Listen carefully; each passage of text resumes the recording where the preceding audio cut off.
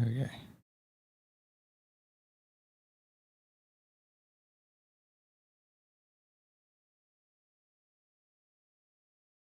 H. That's true.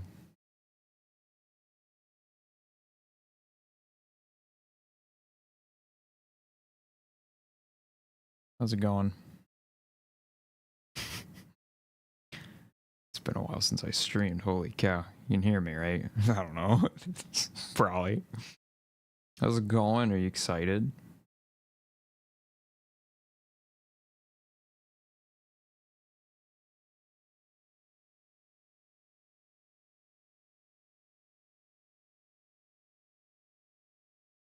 What's this? They're doing a stream. And I'm gonna watch it.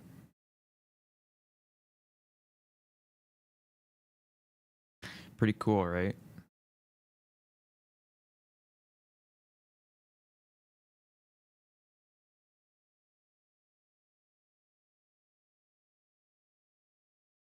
Outback Steakhouse. So true. It's in 30 minutes. I just thought I'd start it early. I don't know. How's it going, everyone? If you have any questions, you know, we could do that. You know? Or, I mean, I could do a little Q&A about visiting Ghost Ship. If you wanna... If you didn't know, I visited. I'm assuming people know.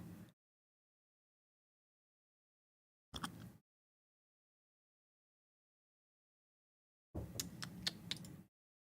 do you think of Helldivers 2? I've only played a few hours, but I've enjoyed it. I don't like playing it like I do Deep Rock, though.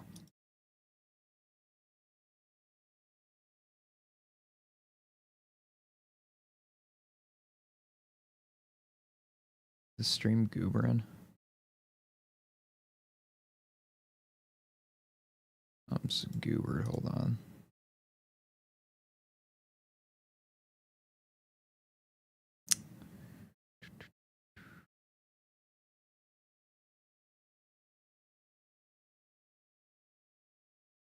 Alright, hold on. I'm gonna restart the stream. I got an error.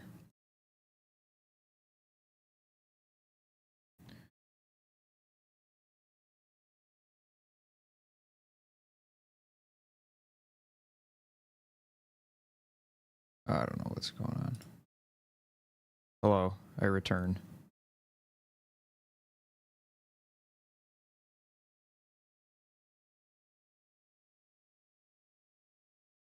Whatever. I don't care about the error. I give up. This is my real name. Sniffs. Name's Sam.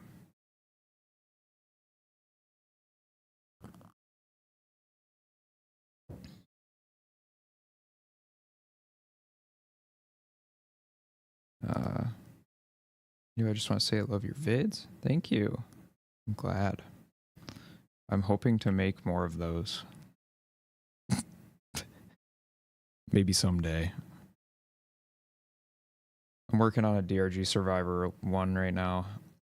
I just talked to the lead programmer on it. His name's Martin. He was really cool. Oh. GSG Anders. Look at that. Look at that. That's what you like to see. If only I could be there watching the stream in real life. I'll fly there quick.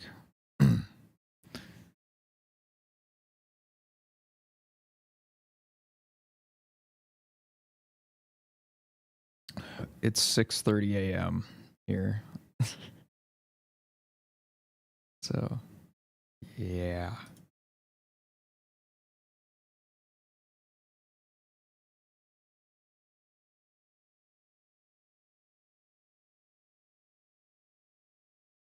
Frail Snail.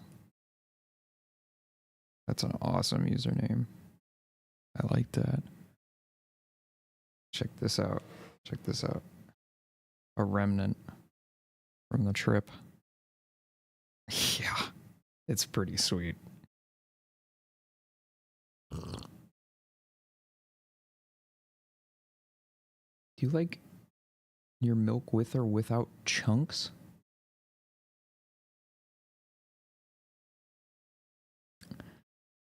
without.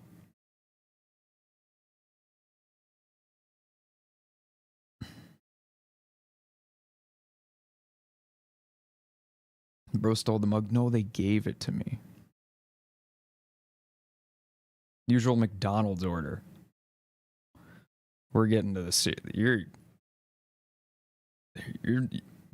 we're just digging into the deep questions now. I don't know. Like a McDouble or whatever. Wait, what is the? There's one where you can get like a double cheeseburger and like 6-piece nuggets for like $3. I do that. There you go. Or a McChicken.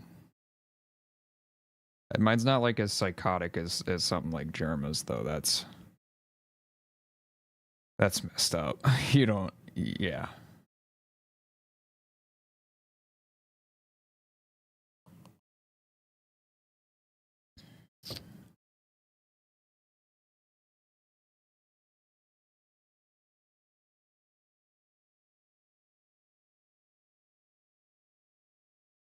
Favorite Stardew NPC? I think it's Krobus. I really like Krobus.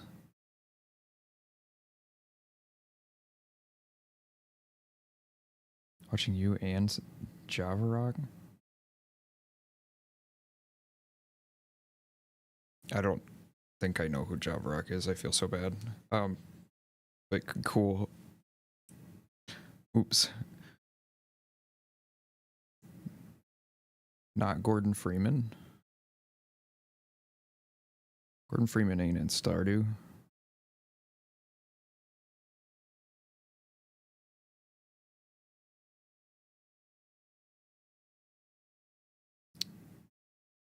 What's been going on with me? Do I have anything interesting to talk about?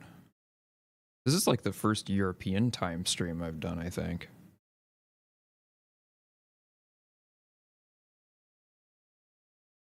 So congrats to the European time zones.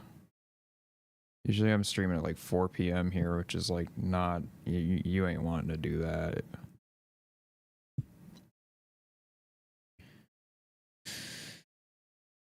Can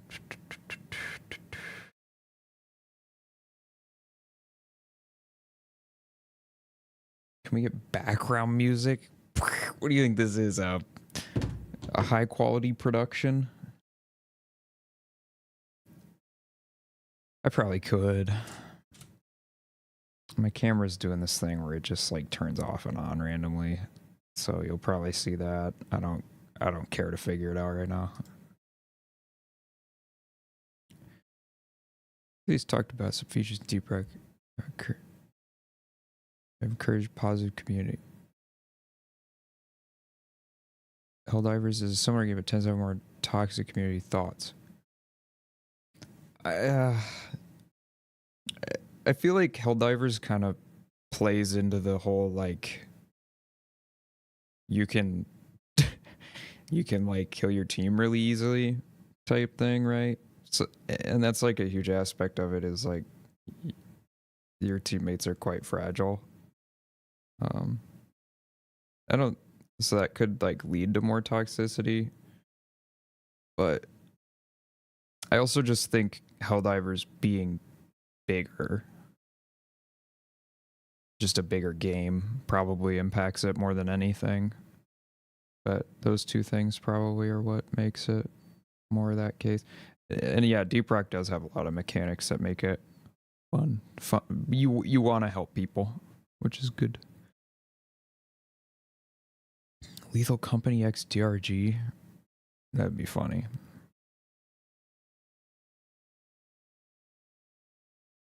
I haven't played Lethal Company in a while. I tried a little bit of the new update, but we didn't play for super long.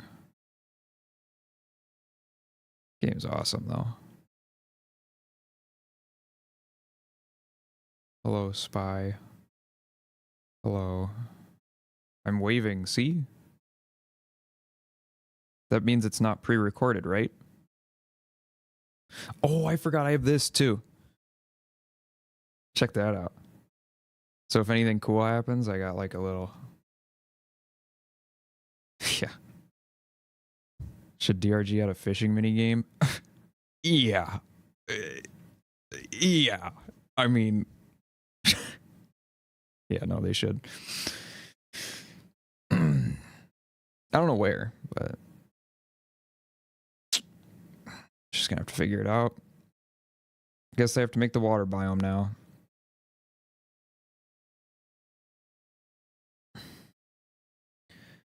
Love my videos, thanks. DRG had a fishing minigame, the mines would never see me again. That's so true. Can you imagine like the types of fish that'd be on Hoxies, dude? Some wicked fish.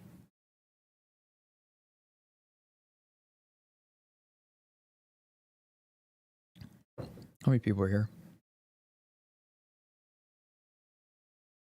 Okay, pretty chill. We're chilling. Everything's going. I'm okay. Having some health issues right now, but I'm okay. Nothing like, I'm fine, but we'll see. Got a doctor's appointment coming up. Hopefully that'll help. Doing good though. Trying to make video. Make video and make it good. You know? Please add season replay. That's coming in season 5. So June. If you name a Hoxie's fish, what would you call it?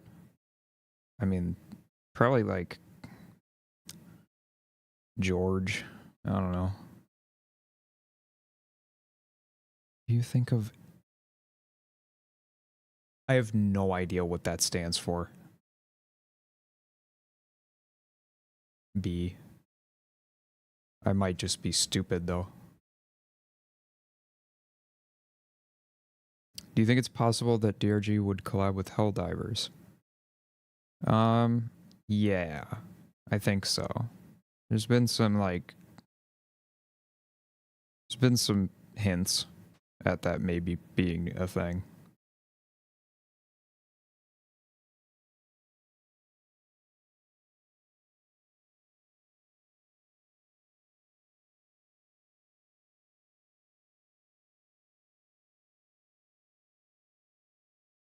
Keep that outside the game. Fair. One of my favorite... It's cool to see you and Ron hang out. Yeah, Ron was super nice. It was just, like, in general, all of the content creators that went are, like, genuinely really nice people. I mean, obviously, but it was just super cool to get to know them as people. It was really nice. I'm trying to think. There was a bit at like the first dinner where Aaron and I don't remember who else. I think it was Aaron and someone else were joking about, obviously this isn't actually happening, but they were joking about like Helldivers capes on the dwarves and how they'd be like too long and like drag on the ground, and I thought it was really funny. But yeah, they were having a good time about it. Aaron was also doing like a really good impression of Dutch and from Red Dead Redemption 2. Apparently this is a thing he does often, which was pretty cool.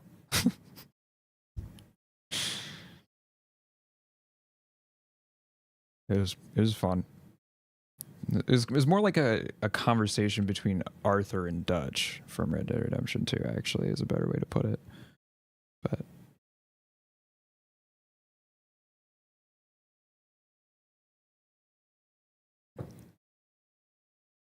what would you do if you were a dwarf in DRG? That'd be driller. I don't know. That's it. I'd just like drill around or something. Thoughts on the real life loot bug? Yeah, that was a surprise. I wasn't expecting to see it there. I don't think it was supposed to be in the meeting room, but it was just in the corner. Yeah, I kind of kept it short in the video because that thing was...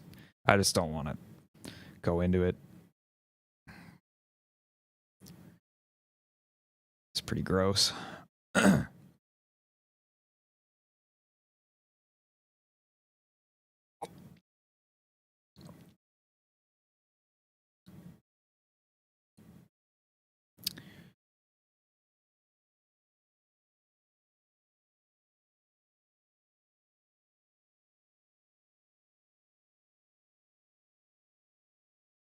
Do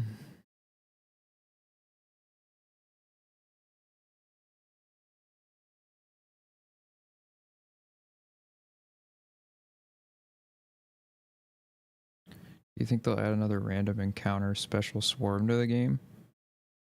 Probably. I don't know when. Maybe.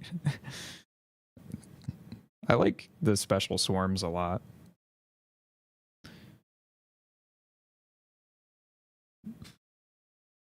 You're gonna head to the ghost ship channel. Honestly, that's so valid. Anything you wish to see in the stream?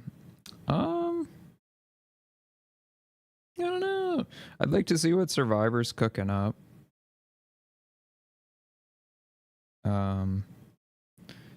If there's anything new with Dino Lords, I don't know if the trailer's the same one from Triple I. I kind of want to see more. We'll put some tunes on. Hey, listen, I don't have slime videos for you, okay? You're just gonna have to sit with your thoughts and contemplate life. You more excited for Rogue Core or Season 5? That is really hard. I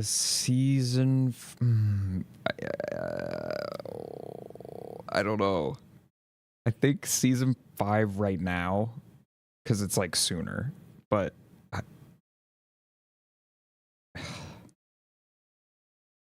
but Rogue Core was really, really cool. So I'm like,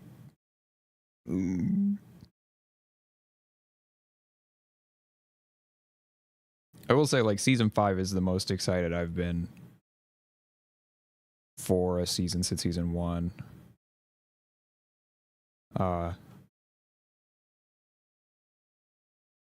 Yeah. We'll see what they say. I don't want to, yeah.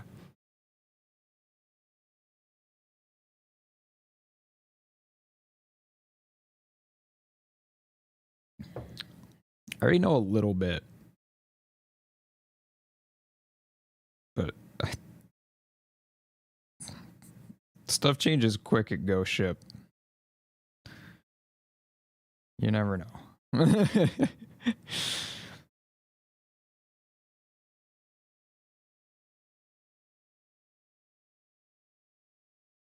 Haven't had a new mission since, yeah. Yeah. I'm excited for the new mission type.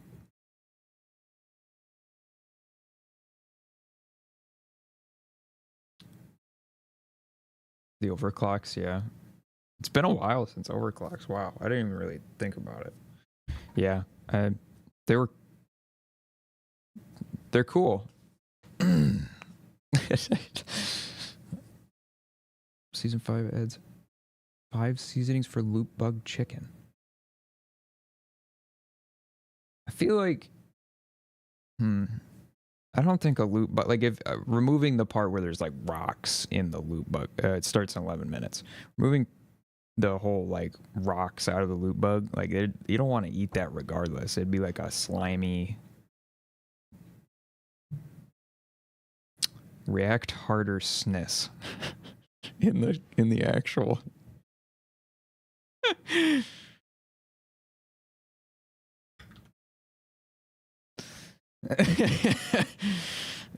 Yeah, that's funny.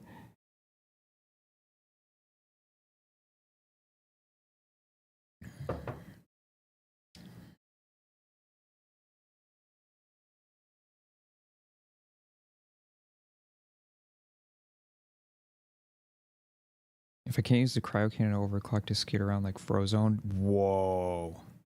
You're kind of cooking with that.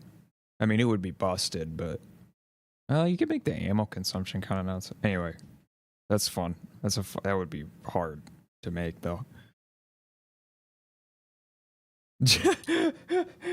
Hi Javarok. Welcome to the stream. I've heard that some people are also watching your stream. Oh. What if I just like sleep through it on accident, like fell asleep just before the stream started? That'd be pretty tragic. Live SNIS reaction, I'm just like, put this up.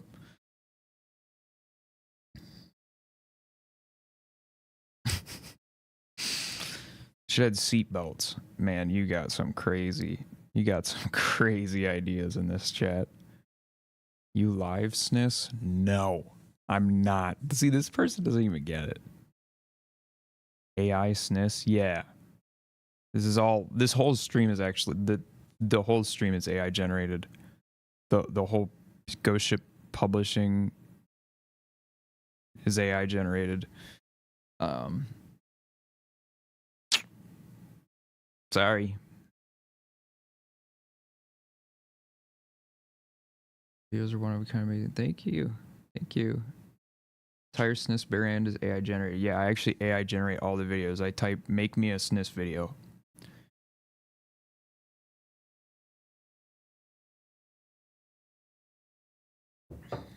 It works. Try it.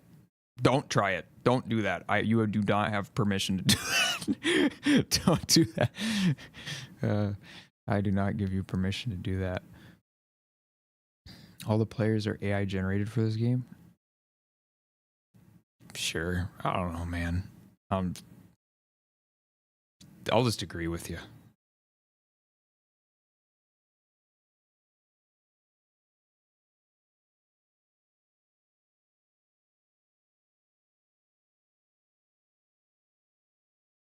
Playing Ultra Kill while I wait? Dude. One of the most bizarre... And don't get me wrong, I love Ultra Kill. But like of all games with like... To have a audience crossover, it kind of makes sense, right? It's an FPS or whatever. Oh, they're starting it. Hey, you get music. Thanks, guys. Let's make it bigger. See, I didn't even have to do it. That's super nice. But yeah, Ultra Kill's great and all, but I just didn't expect it to be such a big overlap with Deep Rock. I don't know. It's just, I mean, like, it's cool. But like, most people who watch my videos fucking love Ultra Kill. It's I didn't expect it.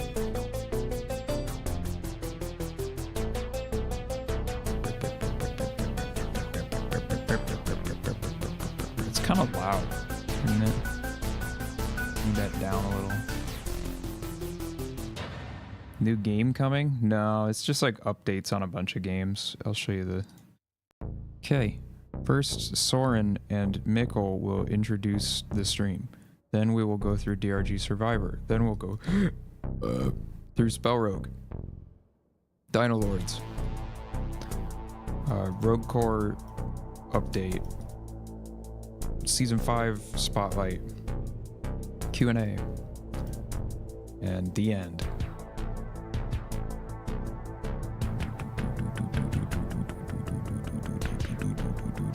What is going on? Toot toot?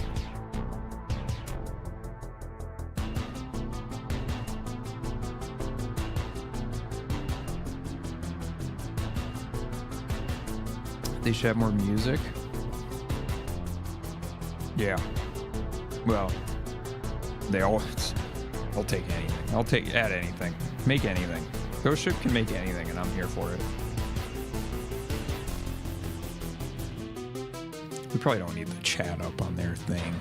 Let's get that out of here. Okay.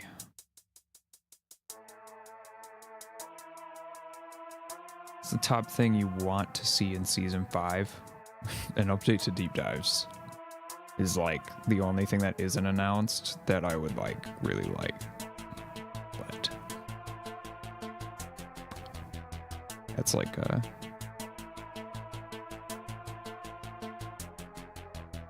No double chat? No.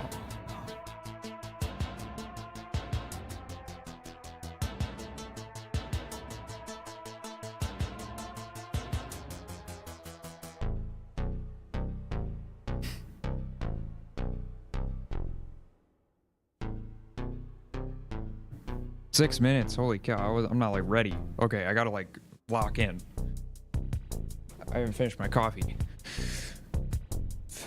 Video.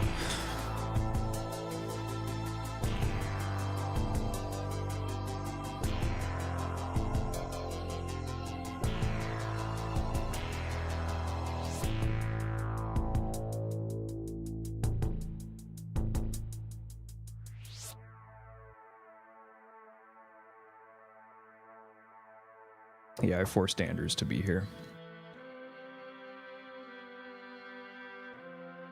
It's just how it is. It's part of the job.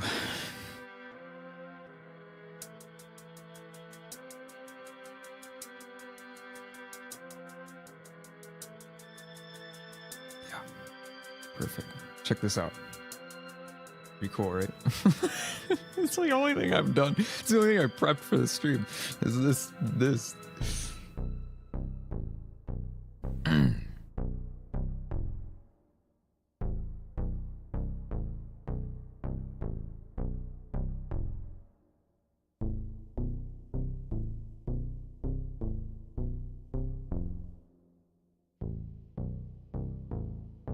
Should I do it again? Here we go. I should probably like tweet out that I'm like doing this and stuff, right? Isn't that like, I do this every single time I stream, by the way.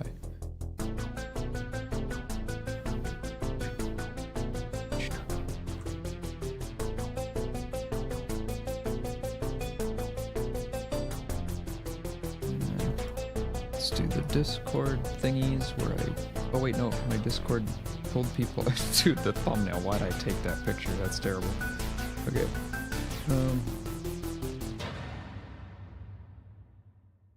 Okay, we're fine. I did everything now. I've done my job. 3 minutes. Ooh. I'm so excited. I hope they show off those new bosses in Survivor.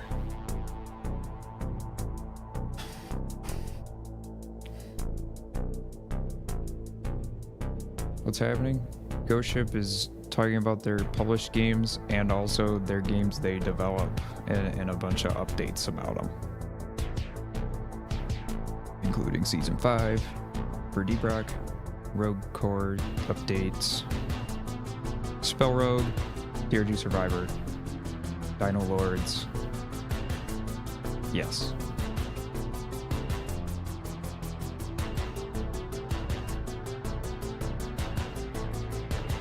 What if they had the librarian? It was on the board. Yeah. You just throw books, I guess. That's your only weapon. There's different frameworks for different book. The different frameworks are just different real books, like Moby Dick, the Bible, which is controversial of them. I don't know if you need to be throwing the Bible at people. I mean, could do like 1984. George Orwell would be down. Just gotta reach out.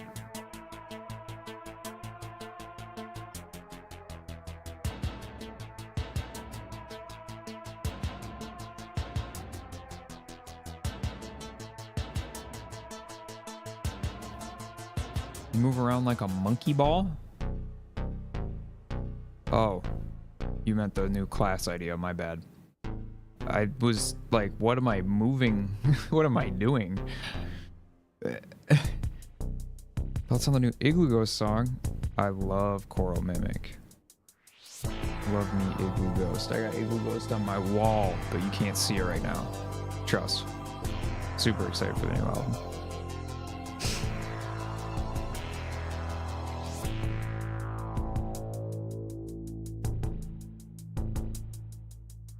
Minute and a half.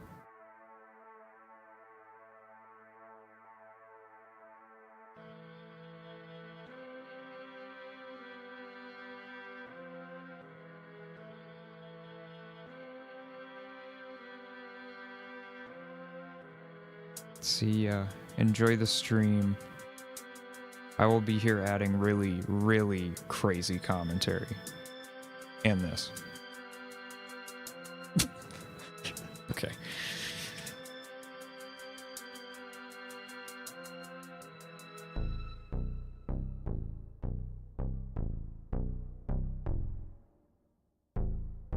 Can you skip ahead? Brother, it's live. Okay.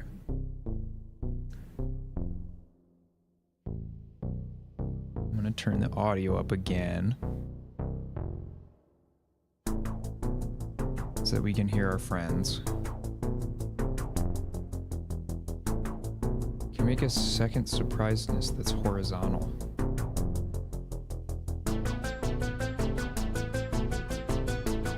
We're going.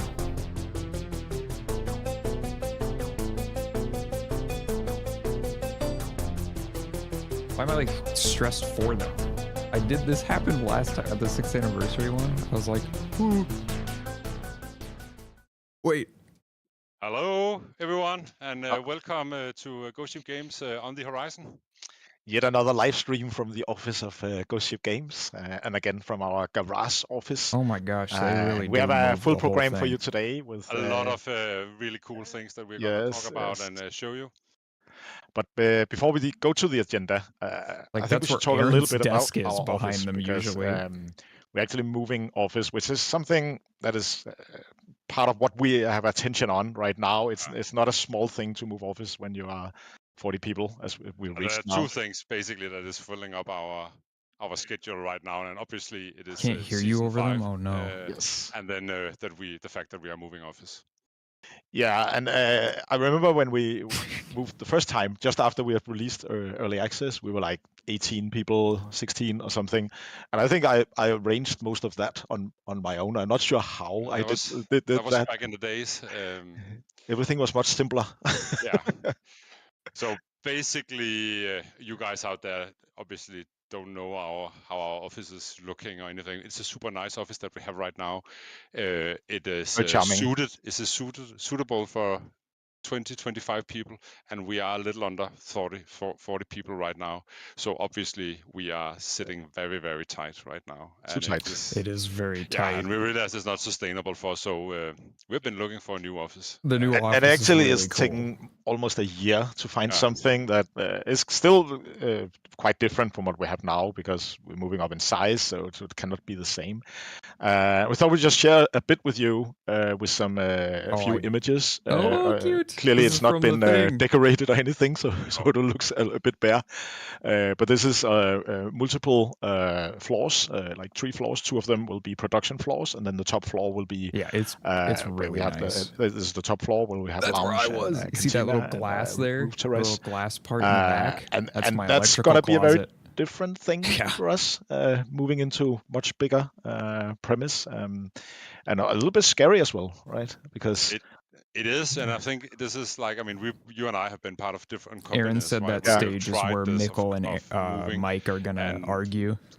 Keeping your culture is always something that is a concern, and the place, the environment that you are working in is part of the culture, right? So that needs to, we want that to move with us when we move. Yes. So of that's course, going to be exciting. The people, all our lovely employees are moving with us, and that's they're staying the key part of the culture. But we still need to make sure that the environment here is Mikkel and Soren. Something we can live and thrive in. Sharing the office. Yeah.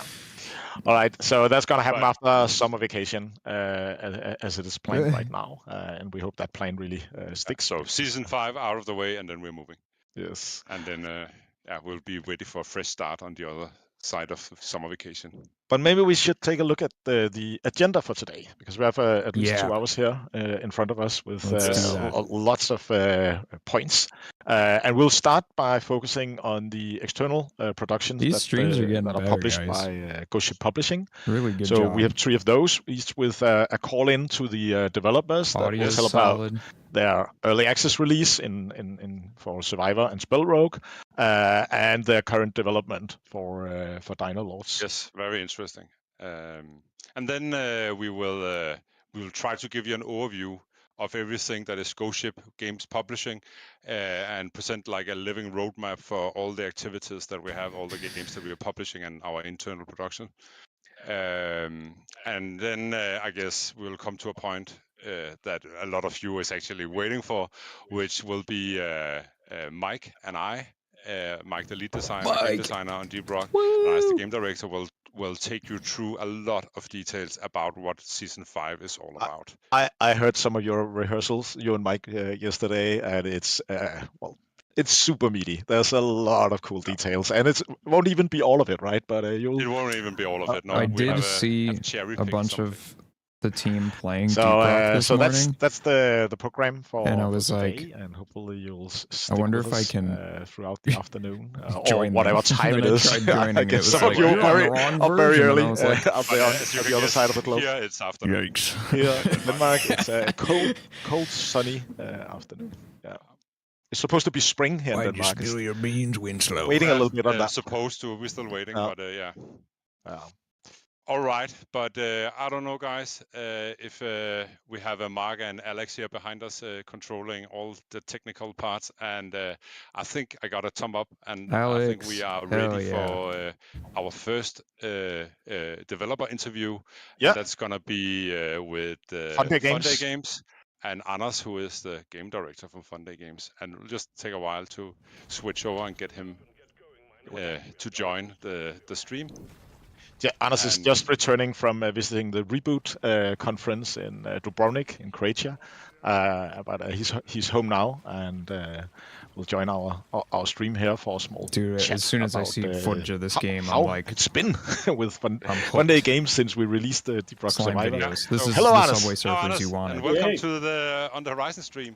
Good to have you here. Thanks for having me. How are you guys? Are you doing good? We're doing good, and excited about today's On the Horizon. Put me here. All the things that we'll go through. Yeah, it's a crazy program you're running through. Yeah. It is. I hope you had some good days in Croatia and with the amazing days in Croatia, listening to the Game of Thrones theme and talking to a lot of people who played our game. Oh, that's good. Good to hear. It's definitely a game that's been played by a lot of people in the industry, at least. Also know you fans out there have played it. I have more than 1 million sold units, but it's something people in the industry have noted that we released this little game. Tell us a little bit about this, Anders. How has it been to release Deep Rock Survivor? It's been crazy. Fun Day is actually a relatively old company. It's 13 years old, and this is like our first success of this size. So it's just been so much interest from all over the place, from your community, from new players, from the industry. It's just been overwhelming, but in a positive way. We suddenly have a lot of positive problems, which is amazing. That's cool. How was it actually? I mean, we were all super excited about the launch, right? And Martin said it was really fun. So can you but try to put some words into how it was at Fun Day Games when Martin's one of the team we launched the game? At Fun Day. I mean, were people excited?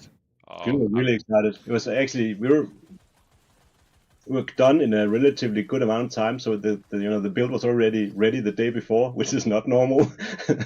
We had a relatively calm day launching the game. We had a live stream together, you guys, looking at the first streamers playing, looking at the numbers. And then, as you remember, Steam had some issues relatively short time after launch. Small hiccup. That was crazy. I forgot about suddenly, all the store stopped working, and of course that is the last thing you want to happen on launch day. I think Søren was just saying, "Oh my God, CCU is rising," and then nobody could download the game. No. And then the concurrent users went down again. I wouldn't say we were panicking. We were running around trying to figure out, and then Steam just solved itself. And then at some point we saw the first numbers coming in, and they were like 3 or 4x what we had even hoped for.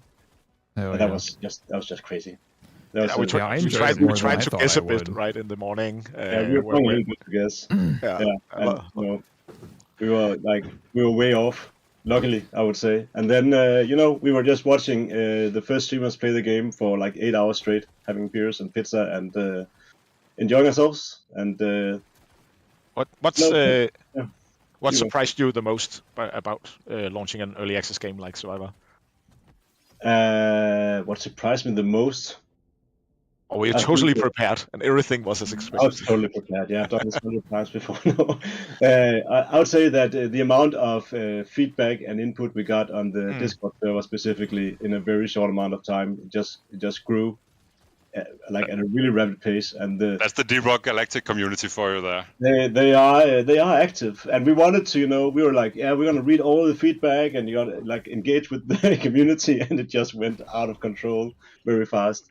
So that surprised us. We had to quickly do some modding and have some community managers on. But the power of the community was quite overwhelming. Actually, there was another thing that I thought about when we launched that I hadn't foreseen. There was many things I hadn't foreseen, but one thing was how it was actually very positively picked up by streamers. We saw a lot of streamers playing the game, playing it on Twitch, share on YouTube, and sharing content on it. Yeah. And that is something that I think was really cool and very different from Deep Rock Galactic.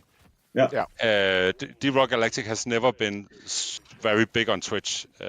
I mean, comparable. But I mean, in hindsight, I can totally see why, because Deep Rock Survivor is such an entertaining game to watch people play in, right? You can sit and... It captures your attention super quick. Take that upgrade, You pick it up, you're just like, as soon as you jump in, you know what's going on. Yeah, that was crazy. There were so many streamers. At one point, there was almost like, there was way more people watching on streams than actually playing the game. Like, watching someone do well makes you want to play it. Yeah, it's weird. We got so much feedback from the streamers because they're like really engaged players, right? So they really quickly get to like the meat of the game.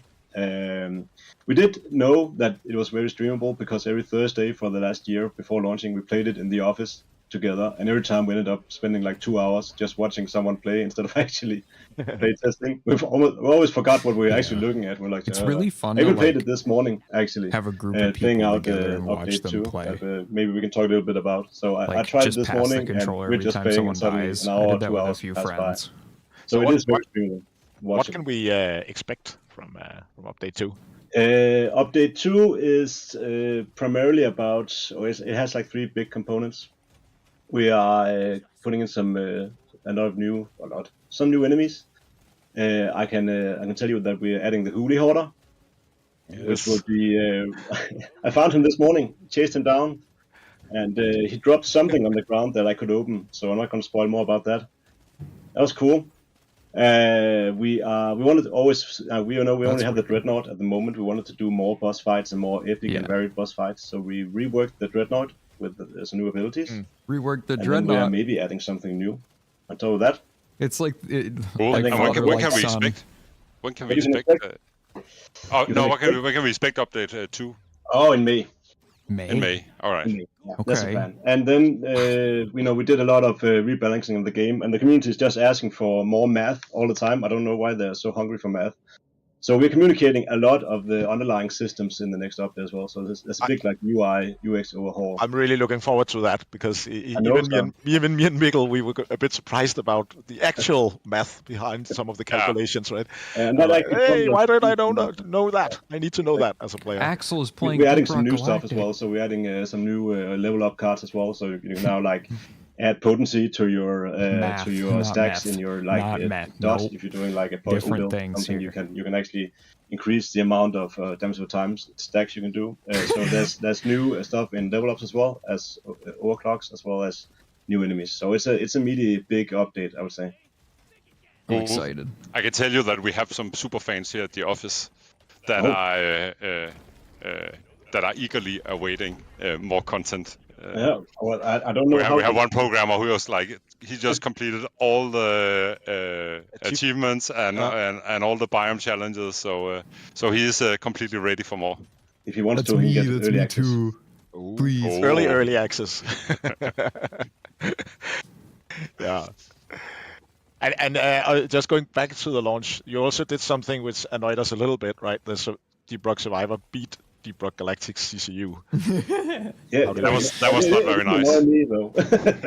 How do you feel about that, Anders? Because I know how I feel. I felt really good about that, and it also allowed us to call Deep Rock Galactic the prequel to our game, which is a good place to be. Yeah, that was crazy. It was above 50,000 CCU was insanely high a few days after launch. So concurrent users. Yeah, and you guys have never even been close to that, right? Right. I think for 40 something. 46, I think, actually, is our max CCU. It's not that far away. Your curve all the way around, right? It started out a little bit modestly and then increased. Ours was really high from the beginning. This is DRG Survivor. Only because we had your so Ghost Ship published it and had a developer maybe we'll or beat another you at studio season 5. make so it. That's for all you out there. Get all your friends talk to him once a play week, season 5, basically. So we're aiming to give him advice. Put out a big update right before on season the game. 5, so you can't do that. But yeah. It's really good. So, talking about updates, is there something you can? I mean, just say no if you don't feel ready for it. But I mean, can you talk about more updates coming? It's Do fun. you have more plans? I've done everything in the game so far. Yeah, I'm making a video. Yeah, we have a lot of this plans. month. I'm not going to announce co-op if that's what you're fishing for. It's but super No. addictive. We want this game to like, be roguelike a really elements. big game. Actually, we want it to be bigger than Lots of traditional survival bugs, games as you are. can So tell. we're also looking a lot of what you If did. you've played like seasons Vampire and a lot of deep Survivors, it's the systems to same engage genre with. as that. So we want this to transcend the survivor genre, and the first big attempt at this is coming this summer in Update 3, which we're already working on behind the scenes. It's a design-heavy update, so we're spending our time really trying to get into the core of what we want to do. But stay tuned for that. It's gonna one thing that's interesting is this game is like forever. Most of it, I think they increased the team to 6. It also sounds a little bit like a politician answer where you try to avoid actually saying anything. I don't want to spoil it. Besides, it's cool. Really small. I feel like it's I was not expecting that. Then at some point, I'm sure it will. At some point in the future, where do you get we're going to launch Steam this right as now? a 1.0 and say it's done. Probably console once or it's is out it? of early access, I would assume. No, I don't think we'll be done. I think we need to, we want to do updates after the 1.0, do DLCs, all the stuff you've done as well. Yeah. I feel like there's a lot of good years in this game to come, even after 1.0. So in our mindset Fun Day, we expect to work on this for the foreseeable future and even further. So, yeah. No reason to stop when the game is so Martin was really excited about it. No, for sure. They were very happy. But I mean, 1.0 we'll come back to that later in the roadmap. But we're talking next year, sometimes, right? So at least. That's a plan. It's not going to happen this year. No. That's for sure. But let's see how stuff goes. It's when the game is ready, right? It's not. And I'm just saying this because I remember that with Deep Rock Galactic, we were actually imagining that we were launching a year earlier than we were with Deep Rock Galactic. So we actually spent 1 year more in development before we launched into early access. So 1.0. Yeah. And that is, of course, it's a kind of a what's the definition of 1.0, right? So it already feels like there's a lot of finished content in this, but of course you want more, right? And you just some updates coming on this to experiment in early access, right? We can do stuff, engage with the community in a like more free way now, pump. which is super. And I think there's two other points, right? That is that the system is almost endlessly expandable. Right, the game foundation you have with Deep Rock Survivor, right? I mean, we can see it develop in so many directions. A little too, and that's why the politician's answer is actually because we just have like so many ways we want to go that we want to take it one step at a time. The first big step will come this summer, and then from there we'll learn and talk with the community and see where we'll take it. But it's definitely, we can do much more with the content we already have. That's super cool. That's the secret answer. Are you ready for a community question? Yes. Nice. Because I'm assisted by Aaron and Jacob at the sidelines who are grabbing questions from the community directly. And I have one here, speaking of big steps. Is the game coming to console? Oh, is the developer supposed to answer that or the publisher? Okay, then the honest answer is that right now we have the game in early access on Steam. And I am pretty sure we are not looking at consoles before we go 1.0. So that is a little bit far out in the future. So let's see. But obviously we want Deep Rock Survivor to be in the hands of so many players as possible, right? So console players, I don't know. Yeah, I guess some of you played it on the Steam Deck, right? Where it plays excellently. So there's a bright future for getting Deep Rock Survivor out on many more platforms, but one step at a time. And we've learned that at Ghost Ship that it's really nice to take this really literally one platform at a time to make sure that you do it right. And I think we'll take some of the same routes here. Exactly. I mean, suddenly if you have multiple platforms now, you're suddenly spending time actually not on making the game better, but actually making it run on different platforms, and that is the gamers are not benefiting from that. Slows down everything on the platform. Cool. We have some questions from specifically the people over on Twitch.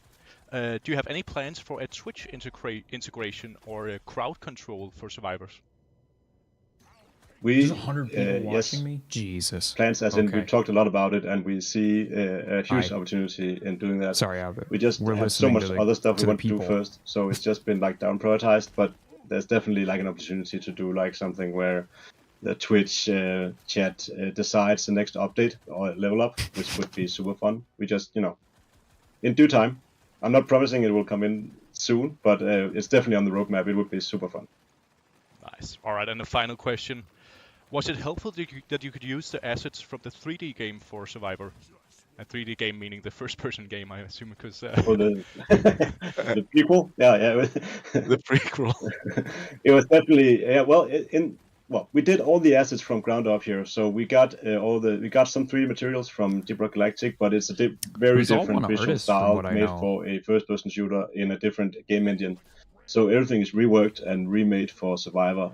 But I love the art style. At first, I wasn't like super convinced. The design of it's all got like a kind of board gamey in place. So thing going on. It feels kind of like little minifigures. It's cute. Interpret and create instead of like creating a whole universe.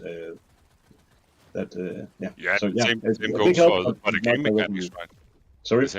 I'm just saying the same goes for the game mechanics, right? I mean, we knew that we wanted a game that had some kind of the same flavor as Deep Rock Galactic or Elements, but just in a Survivor-like game, right? So we needed to find a smart way to convert Deep Rock Galactic, the 3D game, into Deep Rock Galactic, the 2D game.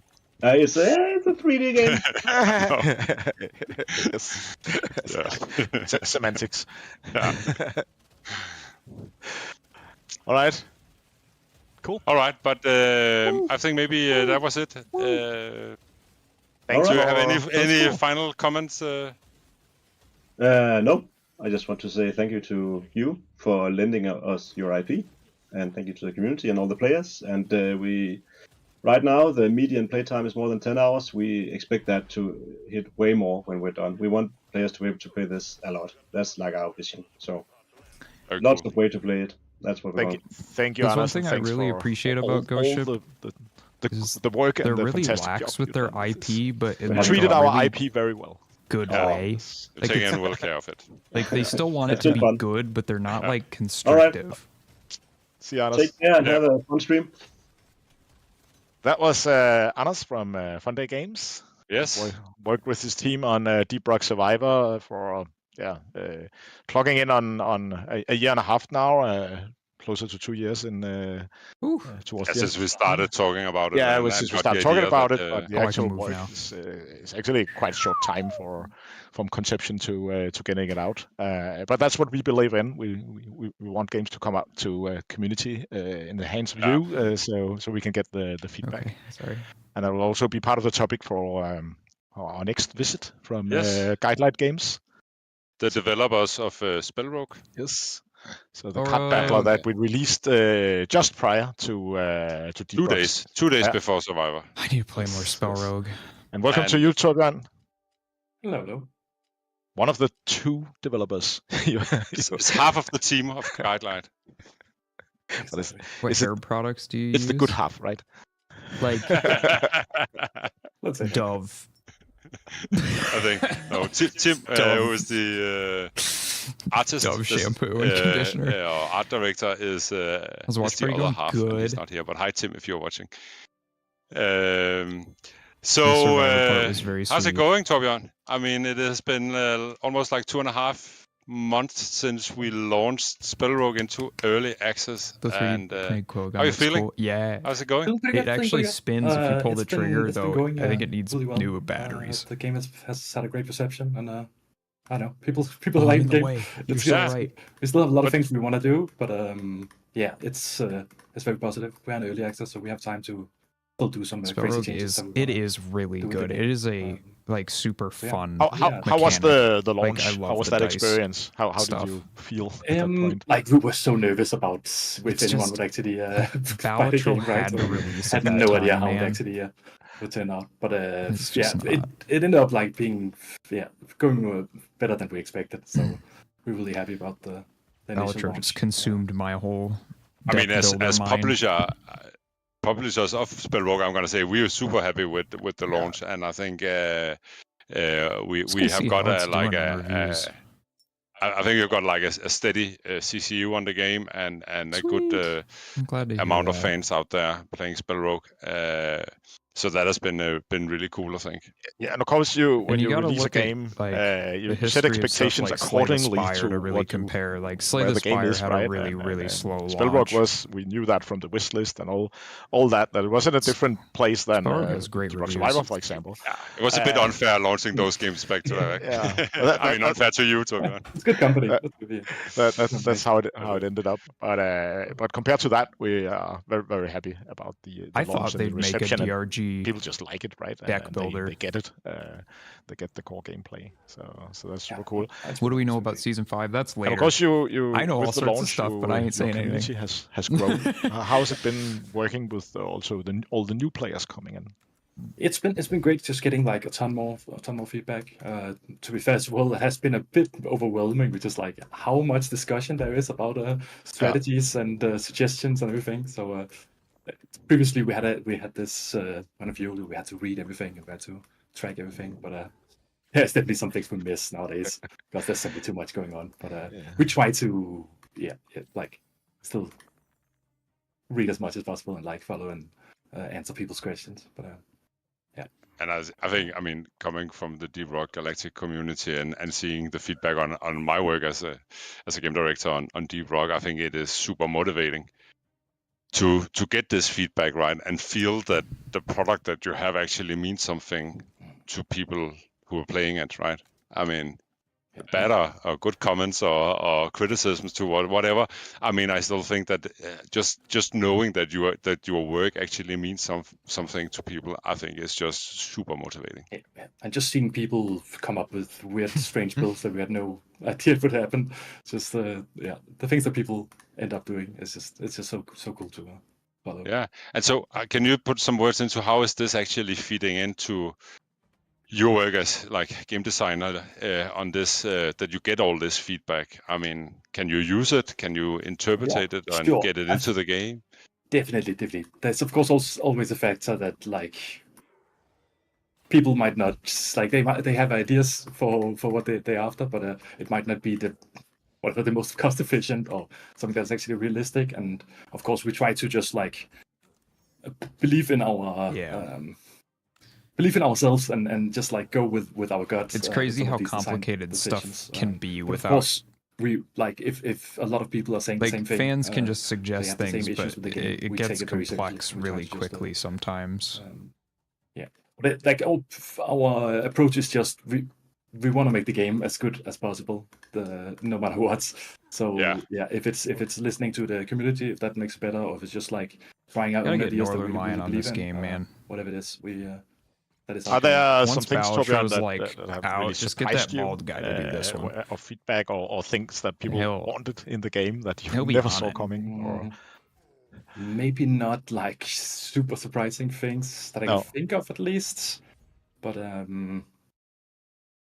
don't know. There's a lot of things that we kind of knew was issues with the game that people are finding out, and there's things to improve with the game for sure.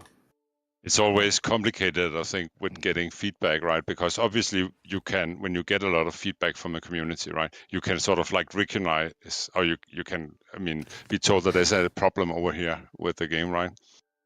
But then finding the right solution for that problem can be very complicated because, and it can be easy for community to say, oh, you should just do this and then everything will work. More cameras? It's like, no, because then all of this over here will then fall apart, right? Exactly. And especially with a game like Spell Rogue, I think it must be sort of like a card house of mechanics working together.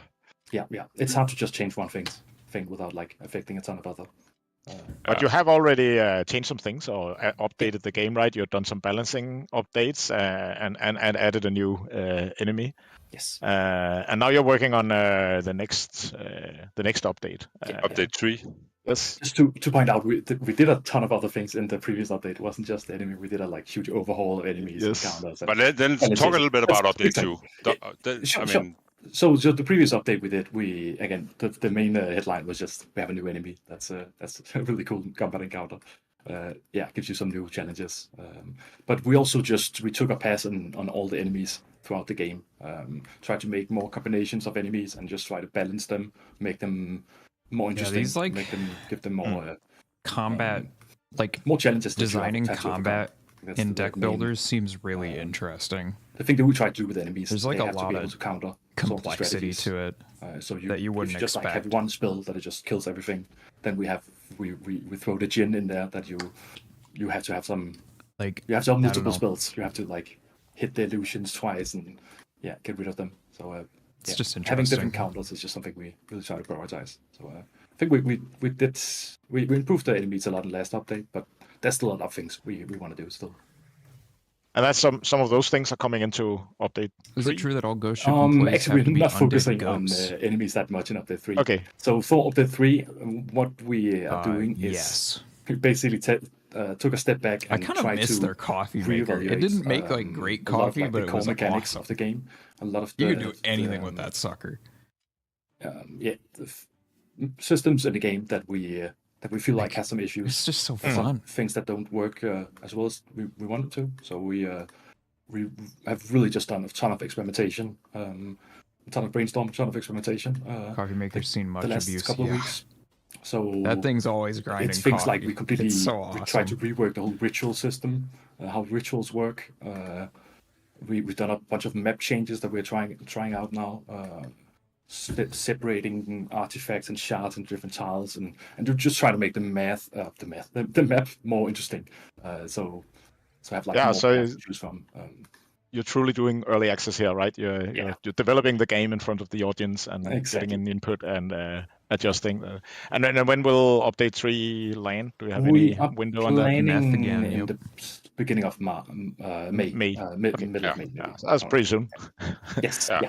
Oh, we also have a ton of things already that we are good. That is ready. Cool. There's still things that we are experimenting with. We might get into the build. We might have to postpone it or rethink it, whatever. But it's still the plan, and we just May is gonna be. And I'm actually working on season 5, but I can see now you won't have time. Spellrogue and update for Survivor landing. It's just like and we're hoping. I think there's gonna be a lot of new. The gameplay it will change a fair amount, I think. Cool. That's and real. If we look a little bit ahead right there. Look at after update 3, can tell.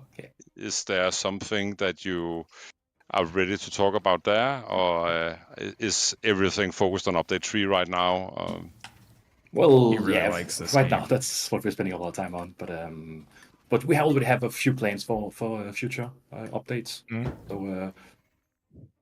One of the main things, of course, is we want to make a 4th wizard at some point. Yeah, the air wizard. The air wizard, exactly. Yeah. We need all those 4 elements. Oh, you spoiled it. You shouldn't have said air wizard. No, why? What are you doing? Maybe it's the mud wizard. Oh, sorry. It was a joke because the 3 other wizards are based on elements, and there are 4 elements, and not just 3. So yeah. It's been obviously. It's honestly been the plan for the past 2 years or something. I've had that air wizard. It's been for a long time. But I think, we're already ahead of Slay the Spire there, right? They just launched, they were in early access with just 2.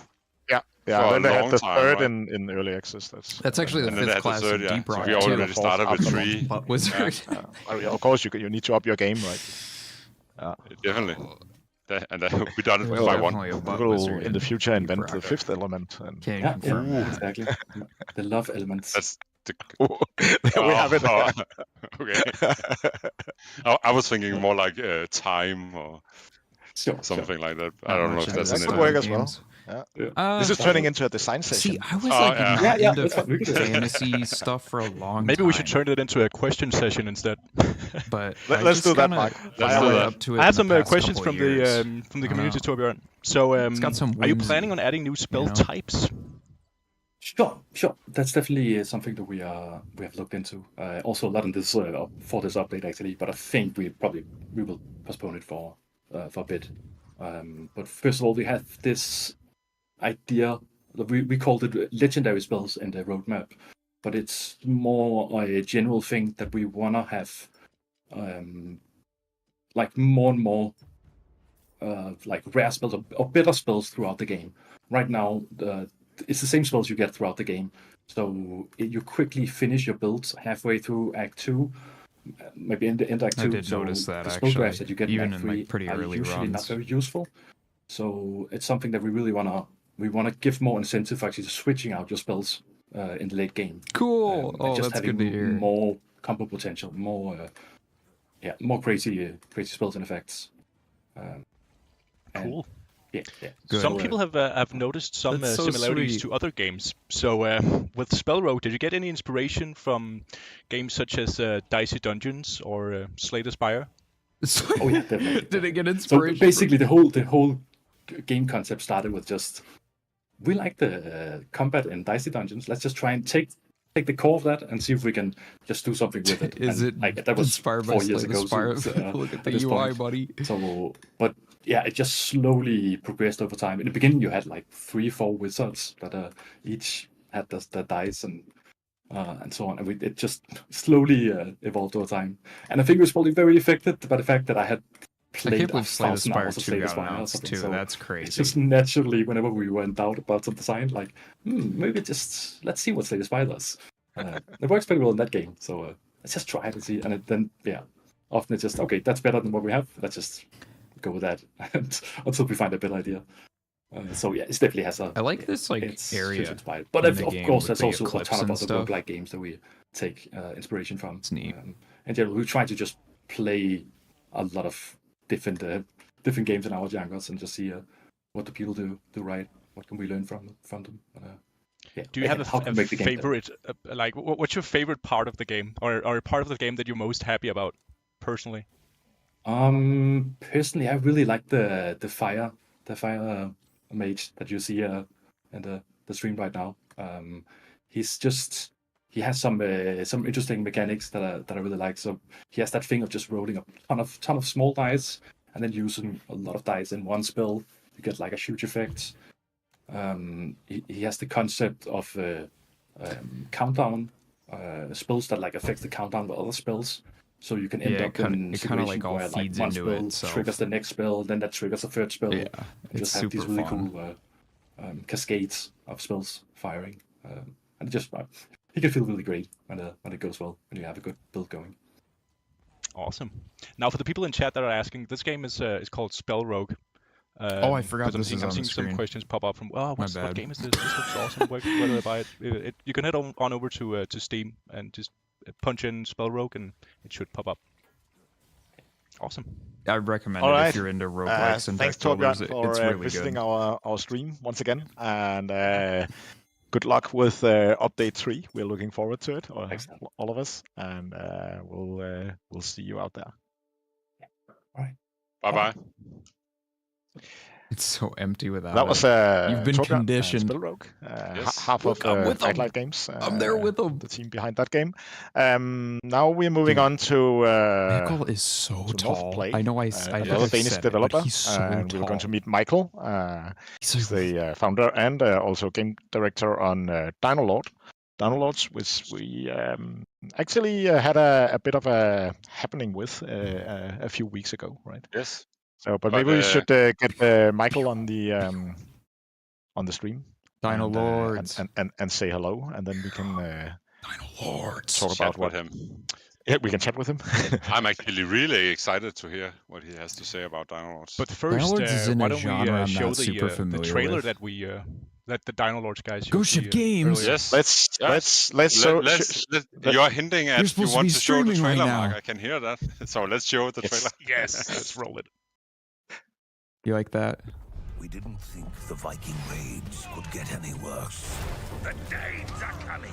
I'll leave it there for now. You, a lord of England. Yeah, I haven't played much of like this genre, but this game looks so fun to build in that I don't really care what genre it is. As it grows, like the wall constructing. A mighty castle. Oh, that just looks fun, man. Like I want to do that. The ramparts. For our enemies have harnessed an ancient I like the dragging the walls to like, I don't know, it just looks fun to build, and I like that there's like destruction like that. Like that's crazy. Only the bravest leaders The ones who can defend their stronghold. That's such a cute design. The ones who can raise an army. The like shields on the side of the guy.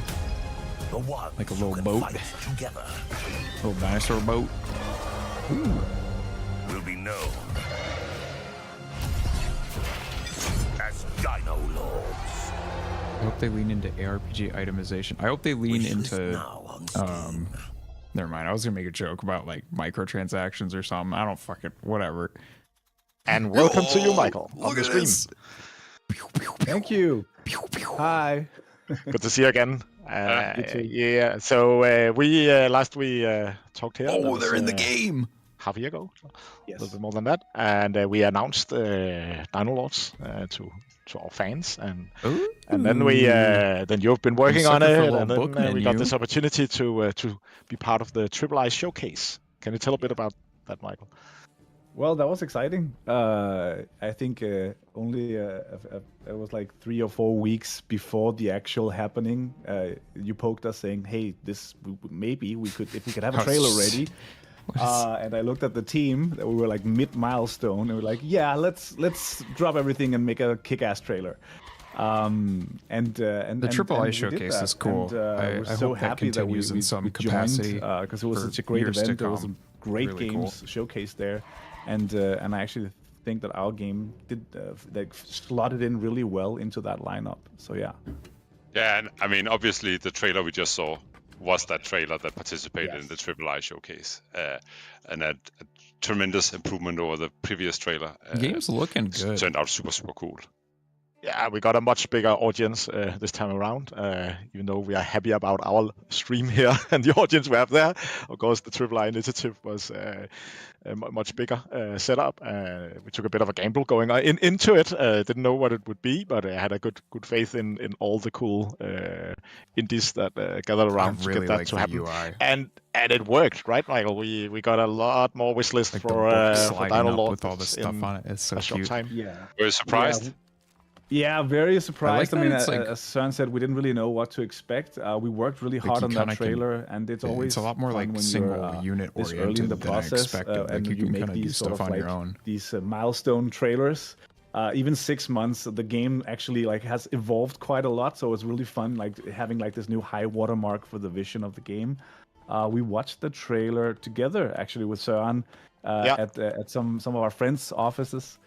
Tri-Band hosted, yes, they're also part of the showcase with their excellent What the Car game. And we're just having pizzas and beers, and the trailer came up.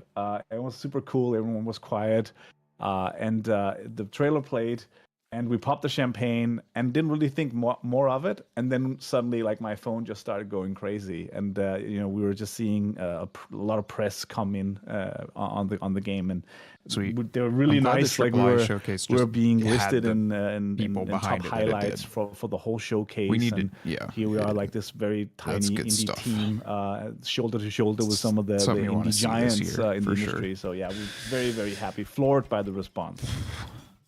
There's something super easy to understand about the concept, right? That Søren and I also felt for the first time we met, and you presented the Dino Lords to us, right?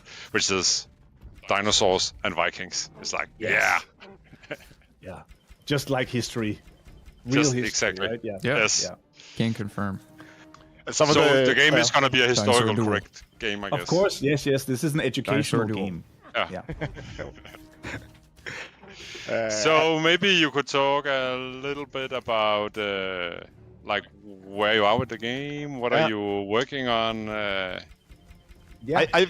I visited you a few weeks ago, right? And we talked a lot about where you were at that point. But then since then, you released the trailer and learned even more. So so tell us. Yeah, for sure. I mean, we have this analogy right now that we are very much in the kitchen cooking, right? Let us cook. We have all the ingredients out, and it's a bit of a mess, but we're definitely it's definitely moving. And I think right now bastards are here. We are super focused on. I know a lot of people when we show them the trailer, they just want to hear about dinosaurs. But we also have an ambition of making this an interesting I usually call it like a village builder, not necessarily a city builder, right?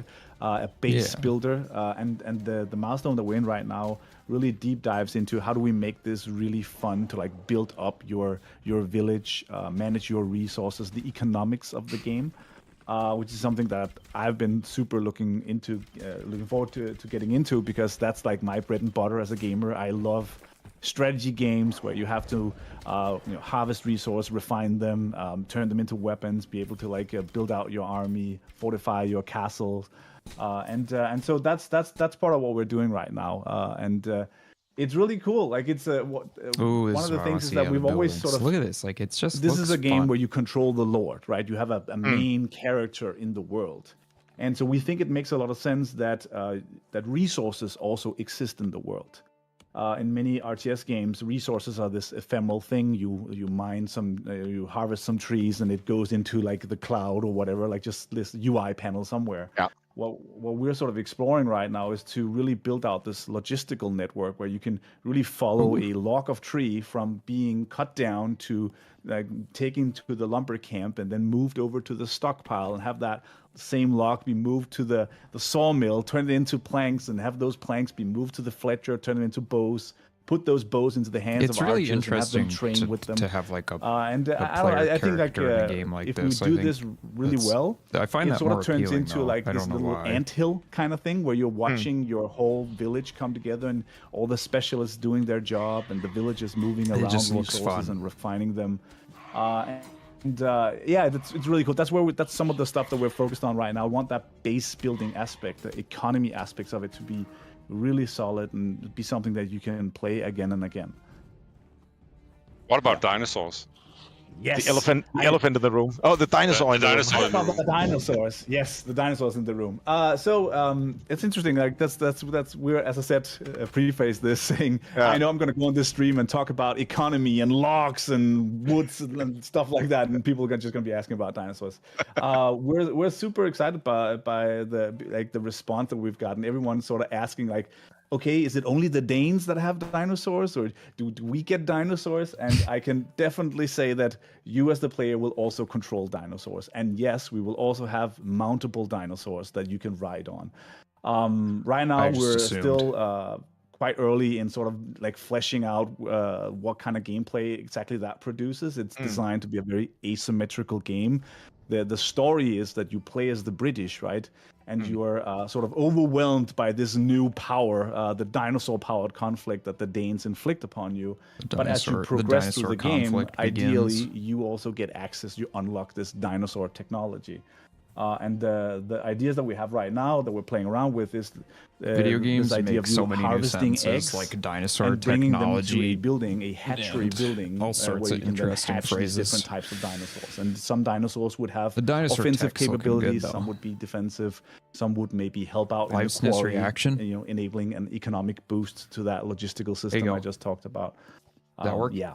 So dinosaurs are definitely coming. And also, as you saw in the trailer, like from the first trailer, if people go back now, we actually have many more dinosaurs in the game. So that's pretty exciting. More dinosaurs. The trailer is also hinting a little bit towards that you can be more than one player. Is that right? Yes. Yes. So when your publisher asks if this can be multiplayer, usually some dev teams I think runs away screaming, and we said no. We also think multiplayer is a great idea. Oh wow! And yeah, so we've been actually that's another part of the technical foundation that we've been building in, which is sort of networked, making the whole game be ready for multiplayer implementation. Unfortunately, there's no make this game multiplayer button in the game that we're using. Yeah, it's too bad.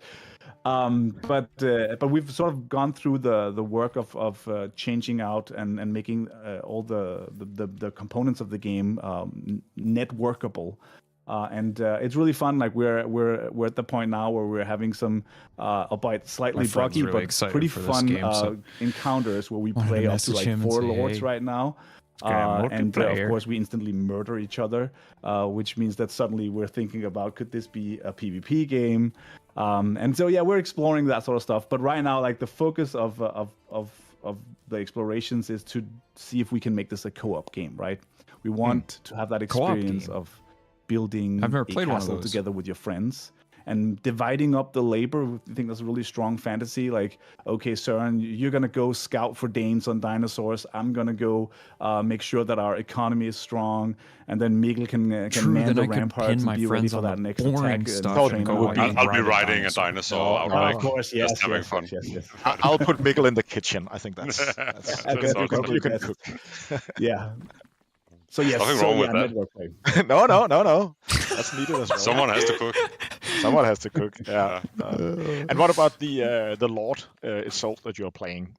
Have you toyed around with more mechanics around that, or is that still too further down your development roadmap? Yeah, actually, we have some really fun. So the main, of course, we want, like, for the people that might not know the concept of the game, we're trying to merge two genres here, right? The real-time strategy genre with the action RPG genre.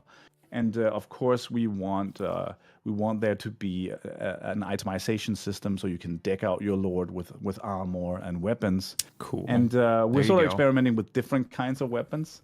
We have we actually snuck in, like, in the latest build, like, we snuck in a little Easter egg of, like, a repeating crossbow, which is, like, super fun to play with. It shows up somewhere in the footage that's on the stream right now. And so yeah, we're playing around with, like, different weapon types. And it's a balance because we don't want the Lord to be like this singular hero person. Like, you have to, of course, rely on building out a strong base and have an army and stuff like that. But you can also be kind of cool. I mean, we're going to have you riding dinosaurs eventually, right? Yes. So, but yes. So yeah, we're totally playing around with that. That's really neat. If people are watching here and gets interested into what is Dino Lords, and I mean, what should they do if they want to, I don't know, be part of your community, join, follow your game? What should they do? That's a great question. They should subscribe to SNES. You should go to Steam right now and click wishlist and follow. This is one of the things that we were so floored about in the last couple of weeks. Our Steam wishlists have just rocketed to, like, way higher than we ever dared to hope for. Which also means that now that we're growing the community, there's simply just more attention on it, and we can do more with the community. We put more time and effort into it. So yeah, definitely go to Steam and hit that wishlist button, and also maybe join our Discord. We have, like, this ambition of doing, like, open development. We do these devlogs where we do videos, and we're also planning on doing monthly write-ups of the progress we're making with the game. So definitely come over and build an RTS game with us. And for release into early access, we're about a year away from that, at least, right? Something like that. Yeah, it's unfair to have, like, us right after Survivor and Spellrogue, which is, like, out there and being, like, excellent games and completely finished, and we're just still really cooking good in the for kitchen. A year out. But yeah, no, it's we're hoping for Q2 next year. That's the current plan right now. Cool. Yeah, one thing is putting a cool trailer together. Another thing is actually putting a cool game together. Yes. Exactly. Yeah. Mark, are there any? Yes, we have a couple actually. So one of the first questions is does this sort of game have an end goal, or is it sort of endless survival? That's a good question. So we plan on having a lot of the classic RTS mechanics of playing missions.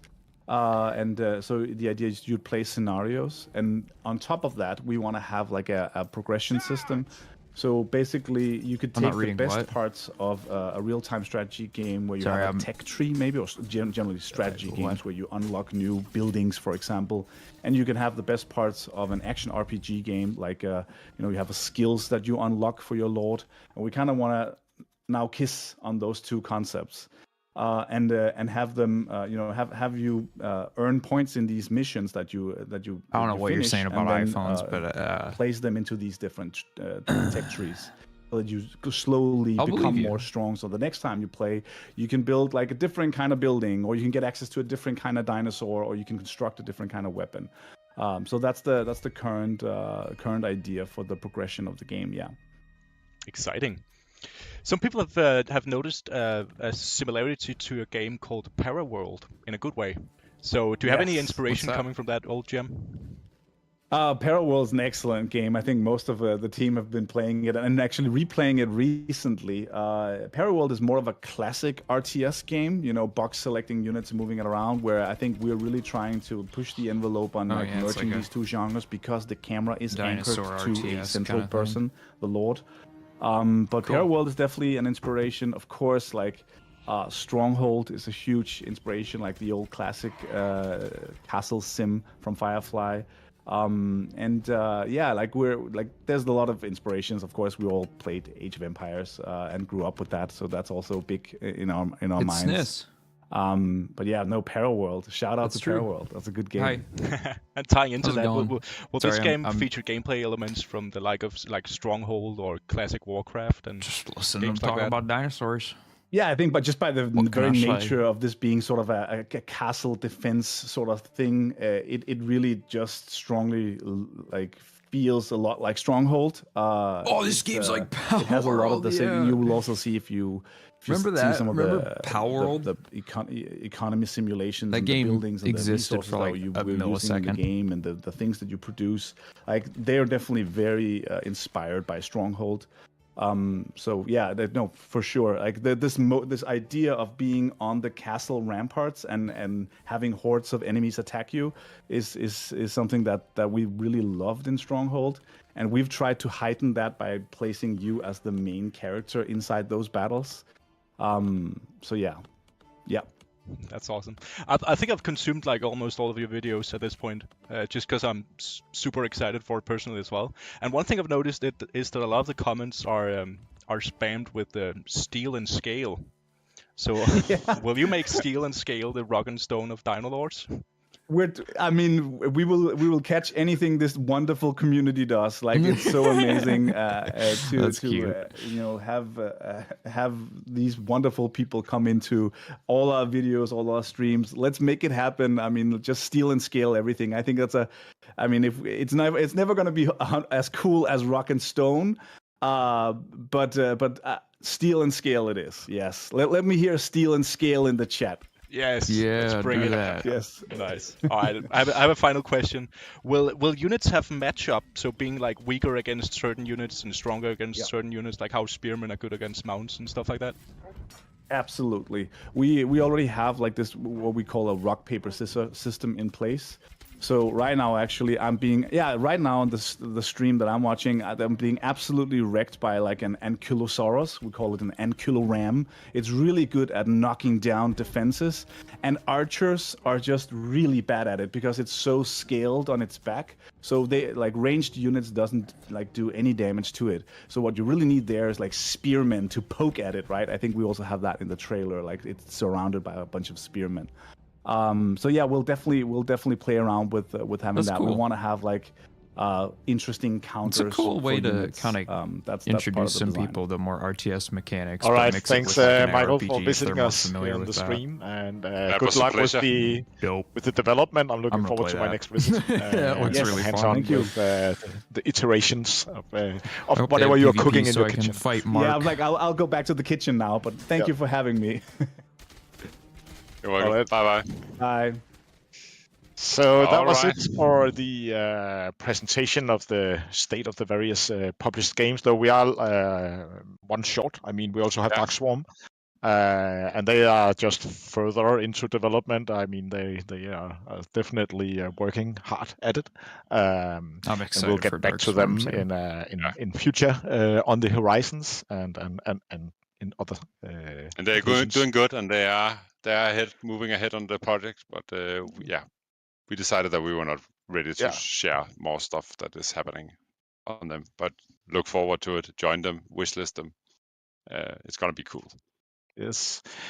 But now we move into the next segment where we're going to focus a bit back on Ghost Ship games and what happens. And here, it's sort of like a recap, right? Okay. Because we're also going to be look at the games that we've just been talking about now and just giving you some dates and giving you an overview of everything happening. Putting everything on a timeline so you can better understand how we are prioritizing things. Team is cool. And we'll also give a bit of insight into why they really care. We are doing it like this. So maybe let's see the roadmap for a bit. So on the left side here, we have basically what we've just been talking about, what happens in 2024, this year. The next two updates from Spellrogue and Survivor coming out in the pretty immediate future. And then following that, we have Season 5. Yes. And more about that in 10 minutes or 15 minutes when Mike will join the stream. And then in Q3, we will have another update for Deep Rock Survivor and basically just more updates. That has not been decided yet. Spellrogue, of course. Yeah. So I'll continue for the rest of the year with gameplay. So many things happening.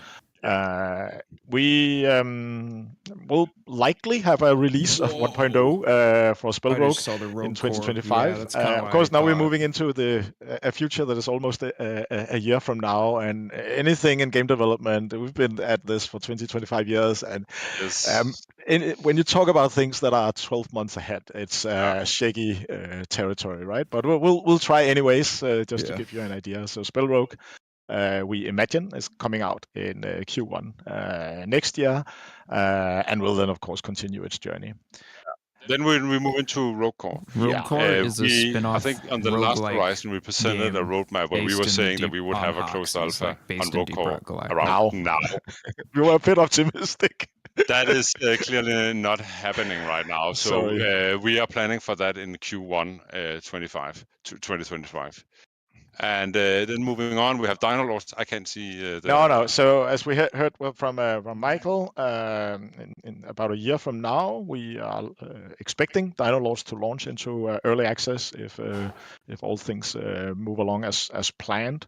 And then instead of saying Q something, it starts saying to be announced, because with Survivor for Deep Rock, there are a lot of unknowns on how much content we actually, or the team or Funday wants to put in before we go into 1.0. They need to invite. As it is right now, that's just sometimes next year. Play it. That will enter 1.0. And the same is true for the early access release of Darkswarm. They are testing out a lot of cool stuff, putting a lot of elements together. But right now, it's not really possible to say any exact point in next year when that will go into early access. And again, I mean, we're aiming for a closed alpha on Rogue Core in Q1, right? And that means again that an early access launch on Rogue Core will happen sometimes after that. Probably, I don't know. We need maybe a half a year to maybe more to wrap the game up based on the learnings that we'll get from a closed alpha. For sure. So again, to be announced. We are not ready to set any launch date. And then a lot of you out there is probably wondering when after Season 5 will there be new stuff for Deep Rock Galactic. And one of the things that we have experienced during the last year has been then we've been trying to do two things at the same time, both trying to get Rogue Core out and then still trying to support Deep Rock Galactic with a Season 4 and 2 maintenance update, now Season 5. And the truth is that we have realized that it is really difficult for us as a small studio to do two things at the same time. For example, now we're working on Season 5. That means that for the last 3 to 4 months, no one has actually been working on Rogue Core. And this is also why we have been pushing Rogue Core pretty far out into the future, because we've basically been a lot delayed on the development of Rogue Core. So with Deep Rock Galactic, we have made the decision that we are not gonna plan or think about Season 6 until we are done with Rogue Core. So that we know what we are facing at that point, how well has Rogue Core been received, and what should we do about that, and then where to take Deep Rock. That's not the same as Deep Rock will stay dormant. I mean, there will still be lots of small things happening, like the holiday season, holiday events, right? And maybe some other small things, but they're not maintenance like updates took longer than they thought it would. And doing something big as a season is. We just realized that it's really difficult for us. Basically, when we're working on stuff, we want to perform 10% on that. We want to, do whatever we are working on. We wanted to make it the best that it can be. And we just realized that it's very difficult for us to. You want Rogue Core to be good. So this is why we. I can say, and I'm not going to say any. I can't say any. The next mechanically, I'm really excited. Maybe we can take some questions right now. It is a really cool FPS roguelike. To see the reactions from the. But of course, I have a more general question to start off. Do we have any plans for more new merchandise? Yes. But it's complicated. We I bothered Soren about this when I was there. About that the for fans by fans setup ended up not existing anymore. They did produce some really, really cool stuff, even though it was only easily accessible in the US because of shipments and so on. And we've been working on the sideline to set up something new. It is not our business. I mean, we going into merchandise and suddenly it's about physical products, right? And that's just a Fangamer, please. They're so good. Very different type of business. But we are collaborating or talking about discussing collaborations with some partners that have worldwide shipment setups, and hopefully we'll be able to announce something maybe on the Horizon stream. Cool. I mean, we are into cool merchandise for Deep Rock Galactic, right? I mean, just we really wanted to have ourselves, so we really wanted to have all this fan produced merchandise here, and we just want to make it on a scale where it can be available to all of you, of course. And that is where we lack. I mean, the whole the business side of it is just very we're out of our league somehow. It's complex. It's complicated. Yeah. So I have a Rogue Core question. I'm not sure if we can share any details on it, but how can people join the closed alpha of Rogue Core once that happens? That is a bit too early, but clearly, if you wishlist Rogue Core, if you, I think do we have a unique Discord server set up for Rogue Core? I think we have, right? Or maybe we haven't. No, we're using our own. No, not yet. No, we use Deep Rock Galactic. Yeah, so then just join the Deep Rock Galactic, and we'll make sure to give more information when we get ready for that. So we had some experience with the other published games of how to use the new new playtesting systems on Steam, on the Steam platform, and they're actually quite good. So it's likely that we will also take advantage of that, but it's not been decided yet. No, and again, we also need to find a format where we can actually, I don't know, make some kind of a meaningful demo out of Rogue Core for this to work.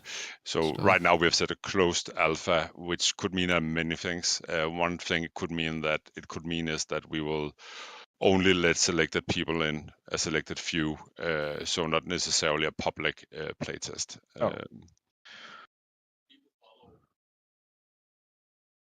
Yeah.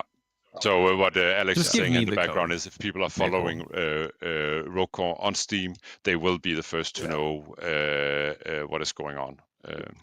We're posting it in Steam posts using the Steam system. And I will promise that, I mean, on the backside of Season 5 launch, we will become more active in sharing stuff about Rogue Core. Stressful. I know we have not been...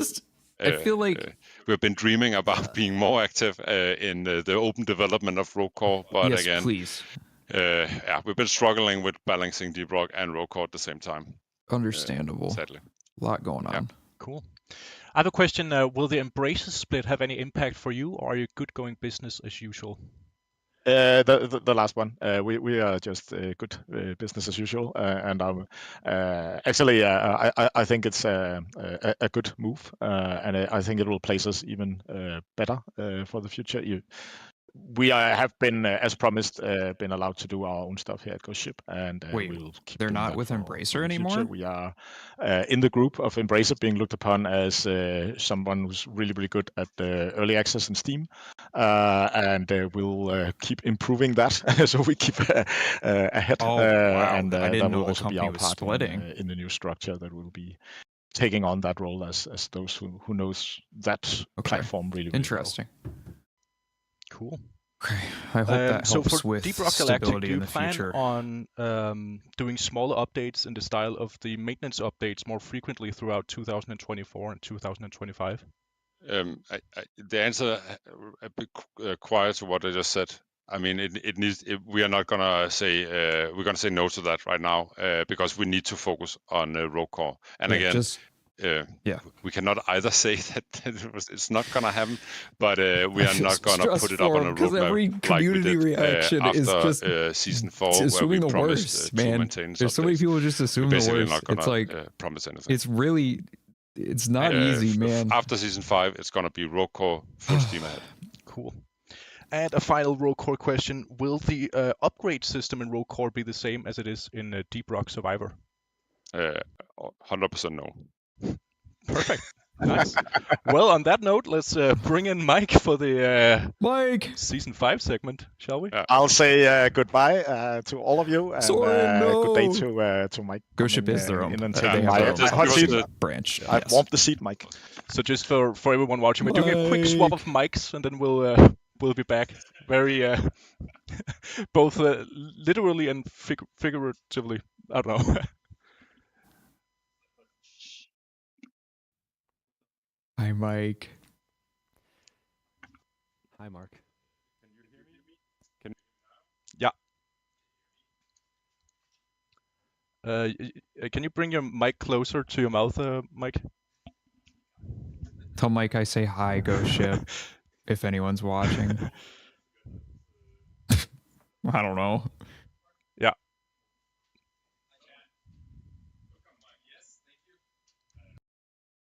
I can't hear Mickle. Tell him after. Thank you, Dennis. Oh, one sec. We have a small audio issue before you guys get started. 1 second. Bum ba da ba bum bum ba da ba dum. 1 sec.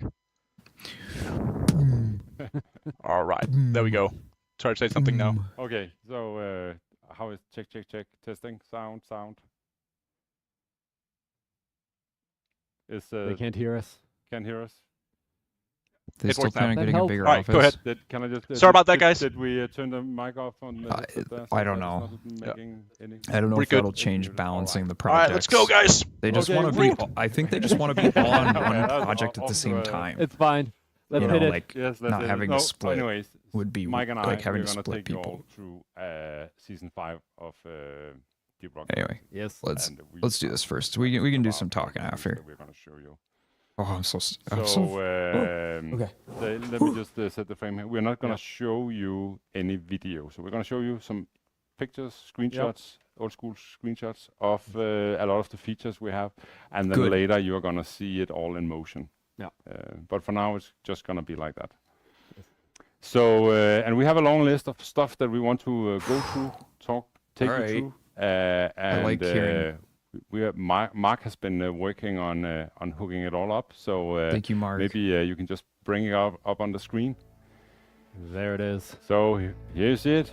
And obviously the first thing that is being revealed here is the theme of season 5. Digging deeper. It's drilling deeper. Even. It's drilling deeper.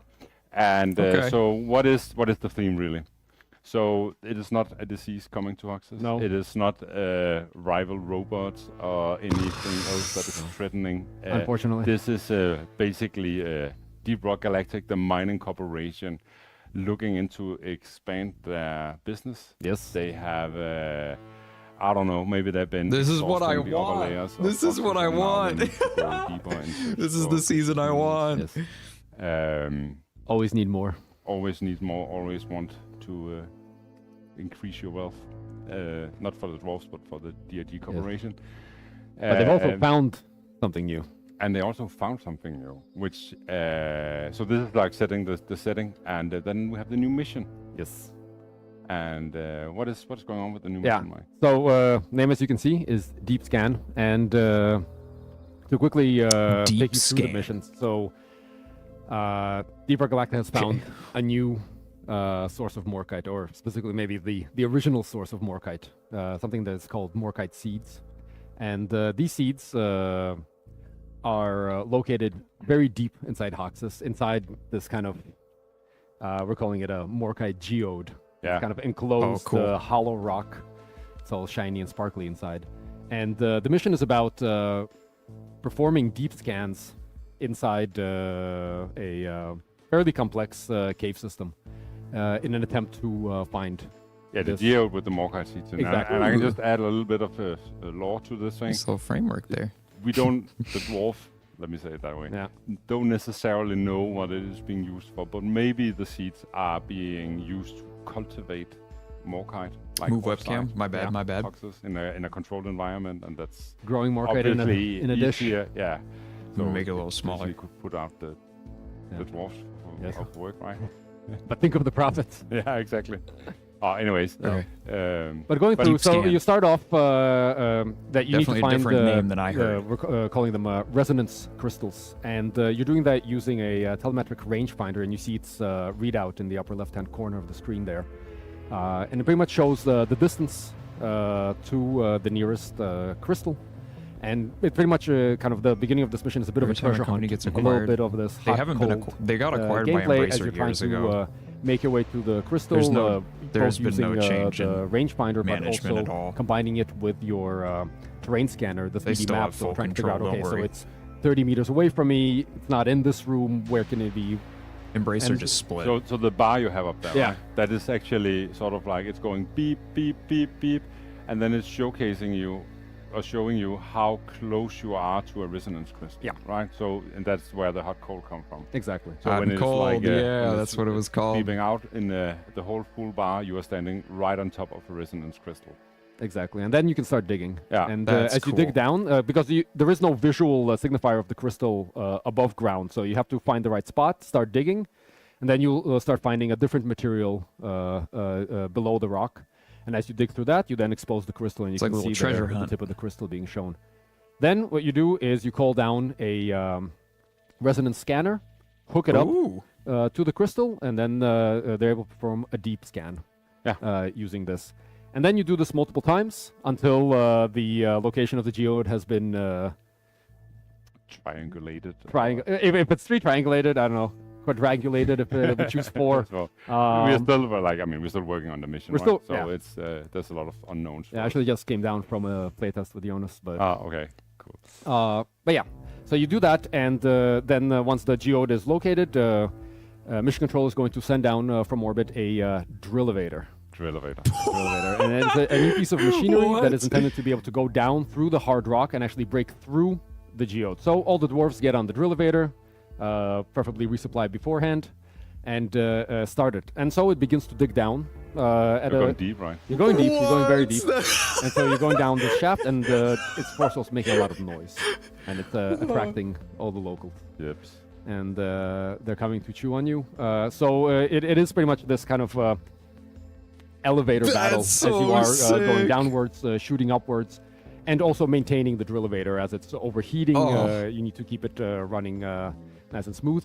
You will hit along the way some patches of harder rock, which will slow down the drill-elevator, allowing the enemies to catch up. So it's kind of you are balancing the thinning them out, maintaining the drill-elevator, also making sure getting any of them that get on the elevator, getting them off. And then eventually the drill-elevator will get to the geode and break through. It's really cool, right? Because I mean, this thing about shooting up in a hole and having the enemies come down there, right? Yeah. That creates that effect, like you're just raining with the yes. You are literally knee deep in the dead. Yeah, which is pretty cool. It feels quite crazy. And then you get down here, and then you have to locate a number of Morkite seeds, harvest those, stuff them in Molly, and you're ready for extraction. Dude! At which point we also have some special extraction jet propulsion in there. Yeah, because I mean we've been playing around with. I mean, are we sending the drop pod in here or not? But then we said, oh wait a minute, we have like this long hole, right? That could be super cool if you jet boot your way out of that. So basically, on board the elevator, there's gonna be a box or a hidden compartment with extraction jet boots. Yes, they're special. Yeah, they're special. So when you finish the mission, that will open and you'll get access to the extraction jet boots. And they're cooking, dude. Fly up and get on board the drop pod and then leave. Yeah, exactly. So you come out of the hole. The drop pod is somewhere in the cave system, somewhat Jet nearby, but there is boots still too, also you an guys extraction were phase saying where it. you are running through the caves trying to get to the drop pod, though the boots do make that easier, and then you're done. And Mission completed. Oh, So yeah, that's the new mission. that's but there's amazing, more. guys. But Seriously. there's more. Just before we move on, I just want to just check here behind. Is that sound season okay? events were. Sound is okay. Cool. Yeah, but then let's continue. So then we have. I know for what's season going on 5, we there. also have a season event. Yeah, as usual, a way for you to get script. A way for you to get script, and we're not gonna say much about it now. No, but it looks like this. It looks like this. You are gonna be hunting for something called another mineral that Deep Rock has discovered, which is called core stone. Yes. And the core stone is embedded in the rock formation you see here. Yes. And that's it. And that's it. Then I think you just need to stay tuned, and then we'll reveal what's actually happening here at a later stage, coming closer to the launch of season 5 in June. There's definitely more to it than just digging it out. And there's definitely more to it than just digging it out. Then let's move over to new enemies. Yes, we have a few of those. We have a few, and we have actually like stationary enemies, which is something we haven't been doing for a long time. Yeah, I think the last stationary thing we did was maybe the core lock, and that's like kind of like a big thing. And before I that, think you're right. I think that must have been the core lock. This is the guy I saw. saw. We're doing 2 new ones. This is the new guy. The first one is the barrage infector. Yes. Which is just like the spitballer infector. They are sort of like in family. They're sort of family, but there's a big difference. So this one is a bit more of an area denial. Look how gross that guy is. Hazard. So it's shooting out a barrage, almost like a shotgun shot of these holy cow, that is balls nasty. that are going to be landing around where the dwarves are. What a and then freaky they don't guy. kind of just damage on impact, but instead they're kind of become like timed bombs. So sucking you have plant. to get I know. out of I the way was kind of before like, they is all it the start sucking exploding, dealing plant? massive damage. So it's kind of moving the dwarves around. Yeah. That's that one. But otherwise, it's business as usual. Shoot it. Shoot it. Shoot it in the glowy parts for extra shooty action. And that's true, Mike. Take it out before it takes you out. And then the next enemy we have is called the Vartox Scale Bramble. Yes. And contrary to the image you see here, this is mostly going to be spawning on walls and in ceilings. Yes. I mean, opposite to the spitballers, which are normally placed on the ground, right? Yeah. Vartox and the special thing about this Scale is that Bramble? you cannot just shoot it, right? No, you can see the 3 little glowy bits. Sounds like an MMO username. Nodules. Yes. I think that's the term we're going with. And the idea here is that Paladin. the central core part, which is also a ranged attacker, kind of, if you can see, it is shooting at you, shooting around at the dwarves. That part is initially too well defended, and you have to take out all 3 of these nodules to make it vulnerable. At which point you are then able to take out a the cool entire mechanic. scale I like that. And the idea here is that you have this like dangerous source of damage, and you have to move around it, move through the area that it is defending, looking for these weak points. Yeah, and I can also say another thing, which is that the nodules are further away from the scale bramble than what you see on those this, are just like little model here. Yes, cool. Yes. That'll be fun to fight. So this is not representative for the actual gameplay. I did not see this. All right, and then here we actually have another enemy. We've seen this image before. Yes. And I don't know if you noticed it. There's a stalker in there. But there's a stalker. There's actually an enemy in here, and I'll just give you a second to see if you can spot it. And you didn't spot it, and then you died. Here, I'll point it. It's not the driller. It's not the driller. Right there. Right there. But Mark, let's see. Yeah, so the stalker is sitting here, and maybe Mike, you could tell us a little bit about how it's working. Sure. So this is an enemy that is not kind of part of the large group of bugs that are coming in. It's not part of the horde. Instead, it is actually trying to sneak up onto the dwarves. It's Bro's got the cloak and dagger. Often different routes. It is very hard to see.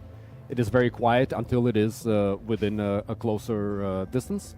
Although it does make its own presence known, so you have an idea that there is a stalker around, but now you have to search for it, find it, spot it before it gets to you. Oh, I'm so and then excited to fight it. Actually will kind of have a bit of a battle cry to kind of the final tell before it attacks you. And its attack is quite nasty, where it has a kind of an electric attack that will disable your shields for a short period of time, as well as dealing damage. So it makes you vulnerable after that is nasty. So it is a priority target, but one that is hard to see. Yeah. And I think to give you guys out there an idea about the flavor or how it's feeling, it's a little bit like a melee version of the Menace. The Griffin Menace, right? Griffin Menace also has a thing that is like dives away, and then you need to, where is it? And we need to kill it. It's somewhere here, right? And it's the same thing here. You're going to be attacked by this guy, and then you really want to prioritize the Stalker as your new next difficulty. Yeah. It's super annoying to have that guy around. Yes. In some ways, it's a mix of the Menace and the Grabber, in the sense that, I mean, the Menace, of course, will do a lot of damage, but the Grabber can also really disrupt the dwarf that it selects as target. So it's a high priority way. target when it comes around. All right, and then we have new overclocks. Yes. So the the enemies get something, Ooh, and the players get something as well. It's your time and to shine, buddy. We did make new overclocks. These are only for the primary weapons right now. No secondary weapons here. That's why it's 12. And we're not going to go through all 12 here, but selected a few of them. Selected a few, and I mean, overall, a lot of these are very exciting, but we just wanted to show you a few, and also the wide range of kind of what they do. So on the more kind of changing the way the gun feels, we have the pump action. And this is for the engineer's shotgun, and it is turning his semi-automatic shotgun into a pump action style shotgun. So we have a reduced rate of fire. Oh, that's sick! But on the positive side, you have much more damage, and you also actually have a tighter spread. So you are making your shots count a bit more. You also have less ammo. Pretty much the shotgun has been modified to shoot larger shells. Cool. What is the downside to this gun? Because I can see it's an unstable clock. So of course a big thing here is that ammo capacity and also kind of how many you can put into the tube. Or the everyone think in Anders. the case of this shotgun, which is a magazine. Everyone loves Anders. Is reduced. So again, you have to make each shot count more. Yeah. You cannot just spray indiscriminately the way you can more with this shotgun. So this is how it's you unstable stream. because it changes the way you play with the gun. Dude, you guys are quite a bit, going not all because the out service this does anything season. crazy. What is That this? is going towards in thousands territory in the sense that you. No, because it's still a shotgun, so it's still very close ranged. In that sense. But it is, of course, hitting much harder. But at the same time, still, it's not that you are aiming for weak points unless you are literally kind of up against the target. But again, like to give an example, this is something that can, especially depending on how you build the gun around this prototype, you're able to one-shot grunts off walls from a decent distance. Something that normally the shotgun requires 2-3. Literally feature creeps. There are new creeps. Then next up, we have for the gunner, and this is for the autocannon, it's mortar rounds. And we'll kind of, we try to see how far we can crank the whole AoE, just absolutely destroying an area with this handheld cannon. Missile strikes. Yeah, well, I mean, they are still falling, right? So they're unpowered, and this time the rounds are so big. Normally, by the way, to anybody who doesn't know, the autocannon is a hit scan weapon. And this overclock actually shifts it to lobbing an actual projectile that is flying through space, is being affected by gravity. You guys are so ridiculous. And an impact does you're changing the whole tremendous weapon. amount of damage. You're making a new huge weapon. Area of effect. But on the big downside of it is also has a lot of friendly fire, self-damage. You can kind of think of it as a small full PGL. I can't wait. Good thing the driller doesn't have access. This is going to be perfect. Sure. But it's a little bit more of like it turns it into a little more of an expert weapon where you really have to think about when to use it and especially recognize situations where you cannot use it. If enemies are right in your face, using it has a cost. If your friends are in the place you're shooting, again, using it has a cost. That's really neat, guys. Hell yeah. Relocate, do other things like that. So very, very good when used correctly, but also enough rope to hang yourself with, sort of thing. This is just how Mike is, by the way. Cool. Let's take them. Next up, Inferno. This is for the driller. And it is for the CRISPR flamethrower. And what we're actually doing here is I saw this one. Adding an option. So you hold R for a little while. There's a bar that fills up, and then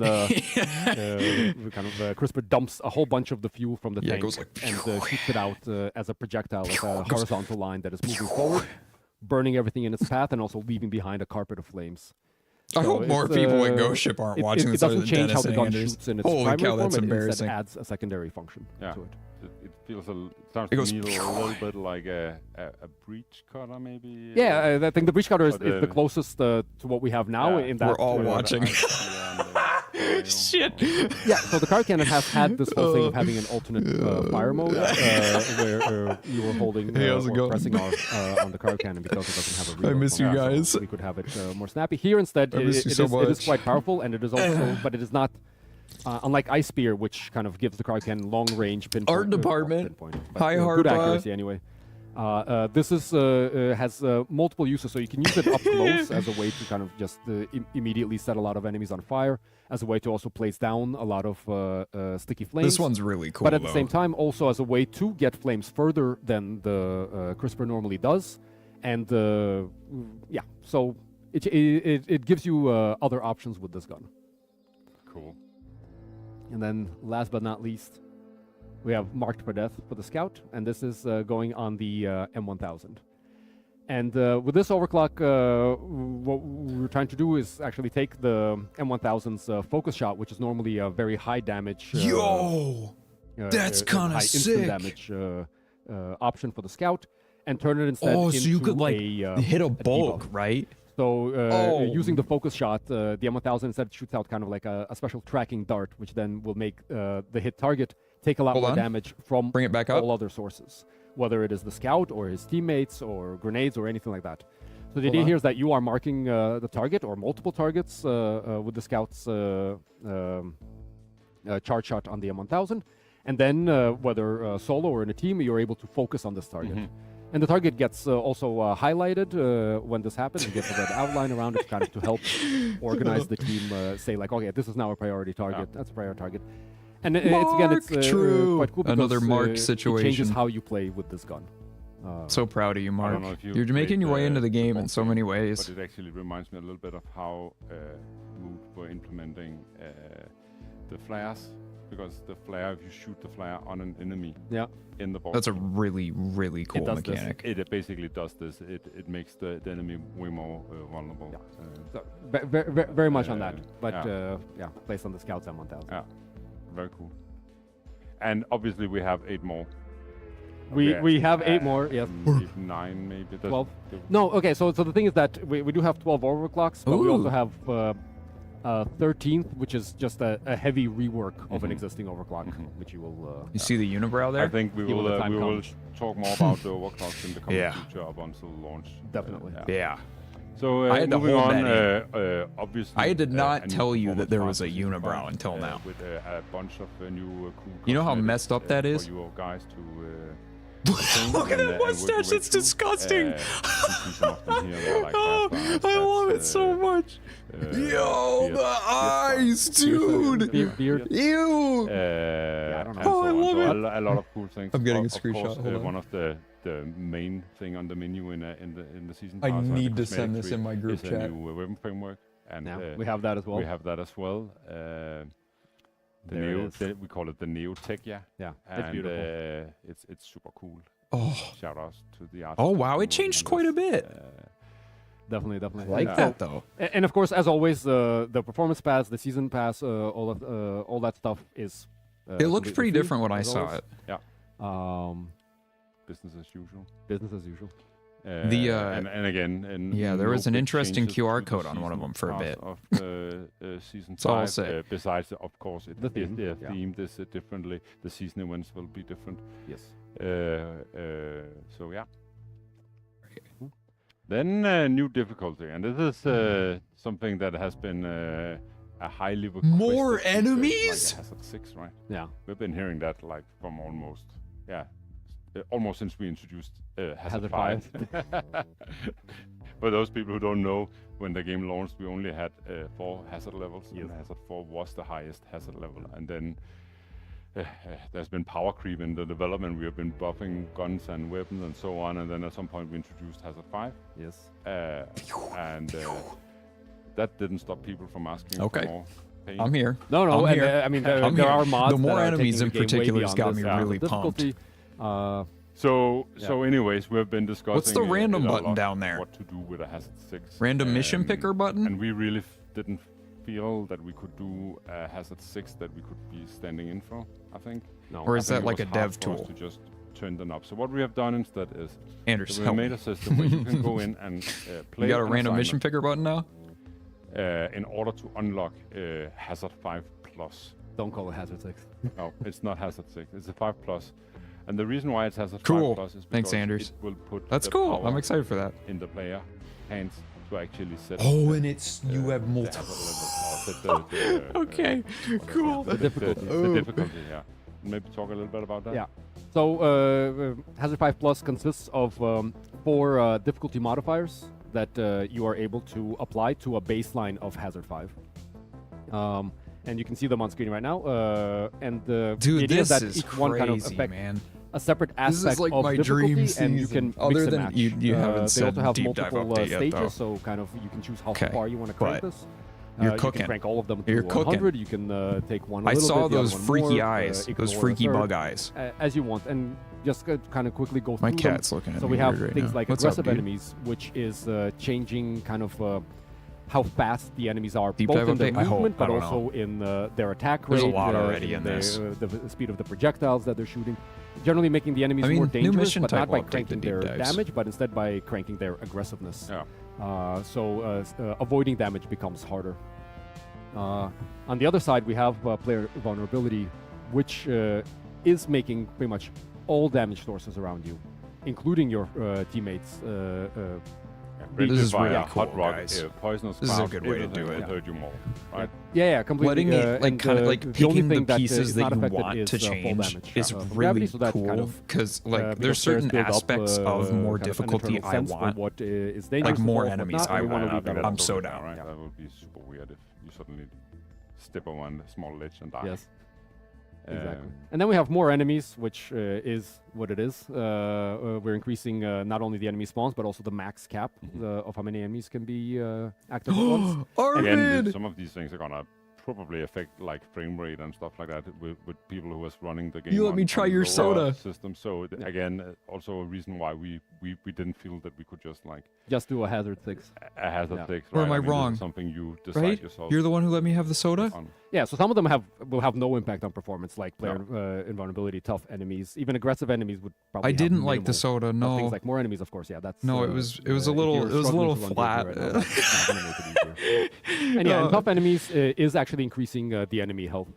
And again, because this has like multiple steps, so we're trying to do versions where it's like, well, yeah, it's making the game more difficult, and then like a higher version that's actually changing how you play almost the game. is Swedish Right? greatness. So again, No, with no. for example, when the enemies are a lot tougher, it's ammo like conservation alright. becomes very important. Hitting weak points becomes very important, and also how long you spend down in the cave with limited nitra becomes a big factor as well. Yeah, and I think that obviously we are hiding this behind an assignment. Yes. Where you need to complete an assignment on Hazard 5 before you get access to this. And again, it is because we don't want Greenbeards to just stumble into this because they're just No, this die would not like be this. fun. No, it'll not be fun for anyone. No.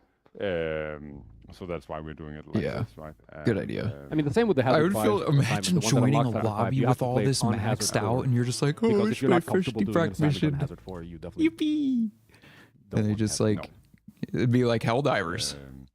Do you have more to say on Hazard 5?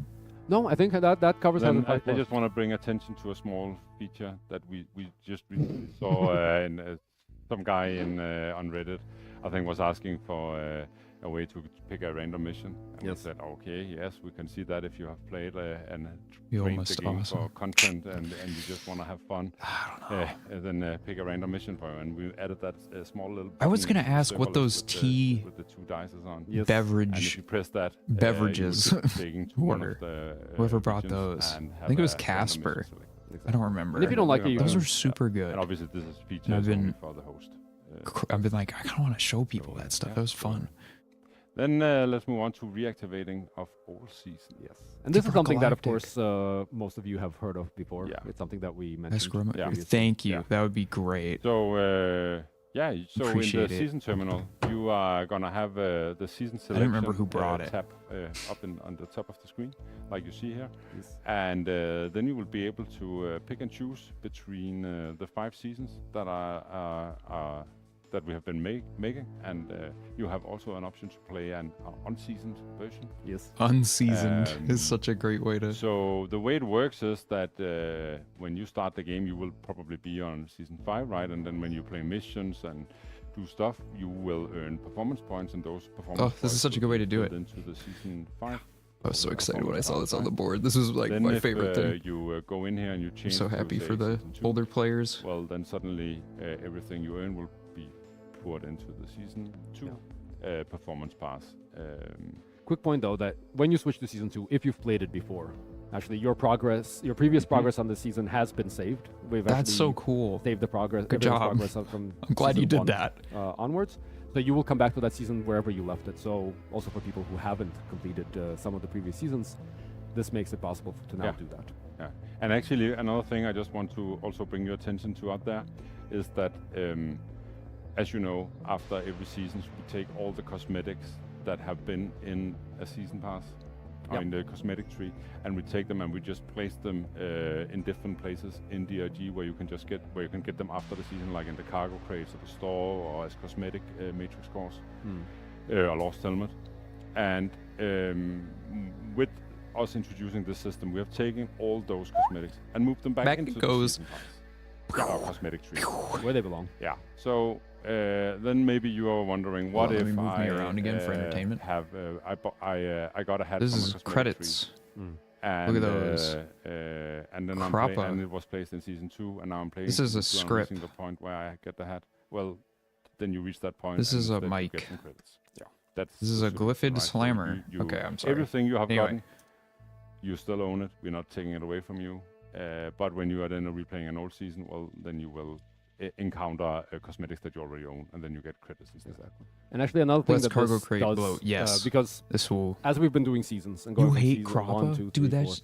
I hate whenever we Crappa. would finish the season, we would take all That's the just good. cosmetics from that season pass, and we would put it into existing sources like cargo crates, like cosmetic cores, and by season 3, and onwards, that started to bloat those systems. So actually, what we're doing here is now by taking that out, Oh wait, hold on. we let are me put removing me that over bloat. So me. now getting cosmetics that are only obtainable from a cargo crate becomes much easier for those Anyway. that wanted those, right? Yeah, That definitely. you don't have so many. Whereas if you want something specifically from, I don't know, Season 2 or Season 1, you can then go to that season's performance pass. And work towards it. Bismore is goated. I'm glad everyone agrees. Another little thing we have done is that if you have been playing 2,000 hours of Deep Rock Galactic and you have been completed and drained all season passes, and you're thinking, oh, it's boring to get a cargo crate, well, I got good news for you, because we are adding more cosmetics into all the things that we are now moving stuff out of. So there'll be new stuff for you to get in the cargo crate, cosmetic course,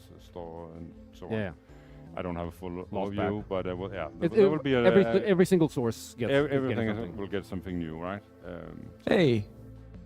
Do we have anything else to say on reactivating all seasons? Otherwise, guys, if you're watching this and you have questions regarding the new loot bug let's, keeper. try to answer them. No, I'm good. I think I'll just do one thing, and it's something that don't- we mentioned before, but I don't think it's want something that thing. People I don't probably, want it. think about a lot. So we've been trying to make the system so that players can play together got no matter room. what season they have selected. So the idea here is that if I'm hosting a game on Season 5 and Mikkel is currently running through Season 2, if Mikkel joins me, then any XP that he earns while playing with Arvid me is wants simply it. going to his season. And he's able to join me. Like, if you go to the server list, you will see all the games across the different seasons. The main difference is actually happening in the chances of different kind of season events. So, of course, when playing Season 3, for example, it is the meteor events that are the most likely to be happening. And, for example, if you are on Season 3, for you, meteor events are script. Whereas for me, who's on another season, for me, meteor events are instead giving XP, which is still feeding into the performance pass because XP is converted into performance This is points. so true.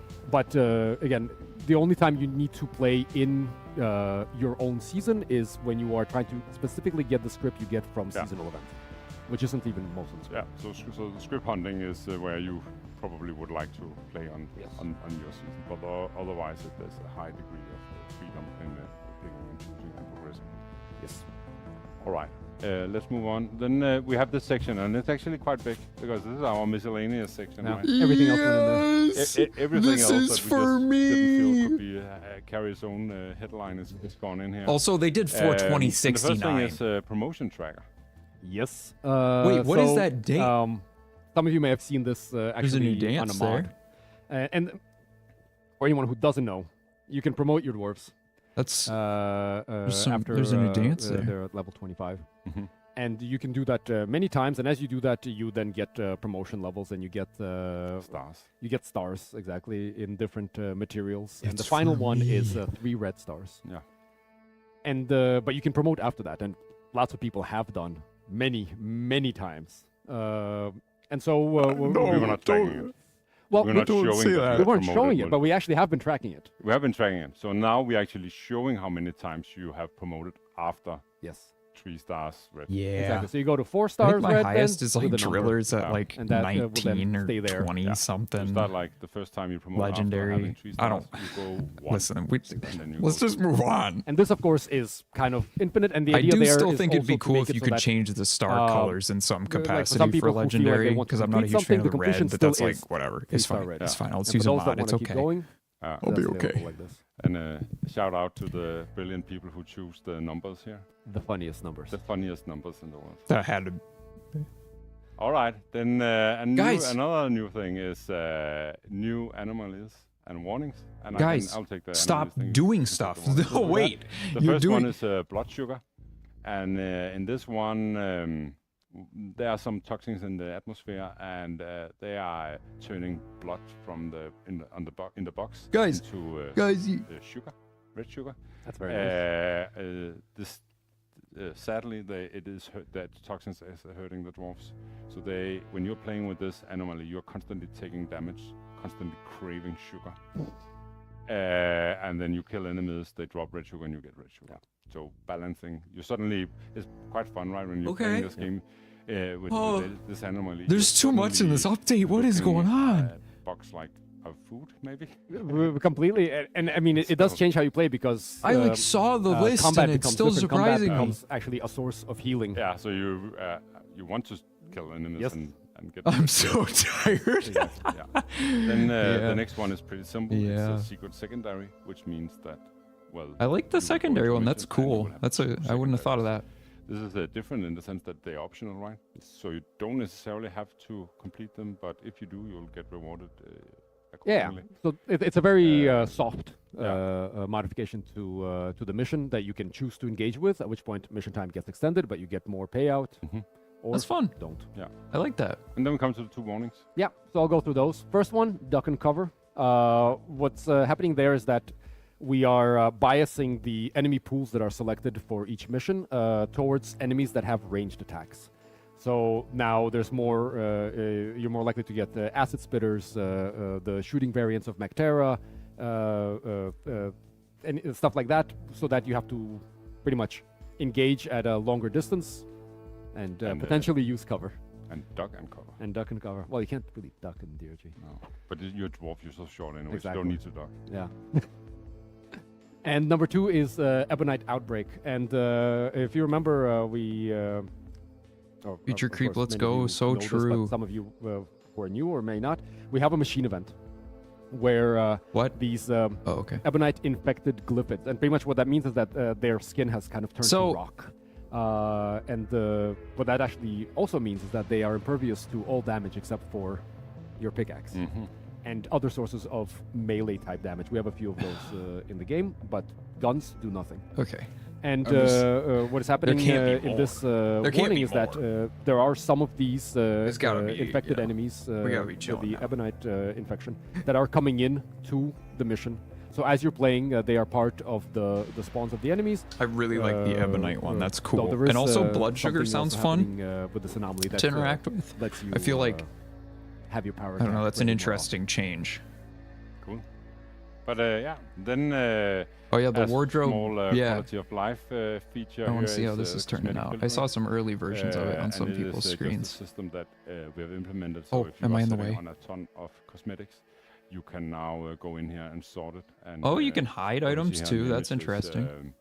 yeah, here you can see hats. I think is the category where we have most cosmetics in. Oh, you can sort it by season too. And the most filters. And you can go in here and Alright. filter them to your delight. Can you separate the loadouts for cosmetics So and so equipment? that's it. And then we also have a little feature here on the randomize button, which is that you can turn off festive and just see the company approved cosmetics, making it a little bit more likely that you actually make a dwarf that is not finished, but the loadouts were separate. Yeah. You can also go the other way though. You can also go the other way, and then if it is Halloween and you just wanna dress up, hit it. I'm just here to talk for the art team. What can I say? Next up, this is Christian. It's not a really big thing, but it's something that we've been wanting to do Christian. For a while. Path overlays. So yeah, This is what Christian was path, by doing, the way, other stands than for player making the affliction. Dune So controls whenever and like, something happens to the player, making the that first kind of stays on Half-Life them, we mod often, for show Valve it, to buy and with like a, being the screen coolest person overlay, ever. such as your shield taking damage, or you're on fire, or I think the classic one is you take damage, right, and you see blood splatter on your Yep, screen. that's right? another What one. did I that say in the is video? It most was classic one. We have a bunch small of those quality of besides life, the but taking damage, it's cool. which is like shield, Yeah, and web splitters, web, and web all that splitters, stuff. yeah. Goop. So, and all those have Goop. gotten I know. Everybody loves Christian and his big TV. Next then one is new That's a cave cave. formations. Yeah, that is we are adding a bunch of new cave formations to keep the whole exploration of Mines of Foxes fresh. Yes. And there's quite a few. quite a few. I think there's over 20. I don't remember the exact No. number. We're still finalizing which ones are going in. Anders, and what's the which exact ones, number? Are getting cut Okay. again because making case for DRG that kind of that fit in is not as easy as that. Trivial. No, I'm it's not trivial excited. at all. And I we're feel only choosing this. the ones This that, is the we stuff think I love. fit in well. But still, that 21 ends to up being 26. quite a Cool. big chunk compared to the existing. That's pool. pretty So big. you're definitely gonna, as Gonna you play, experience this, you're gonna experience definitely, it. Yes. definitely.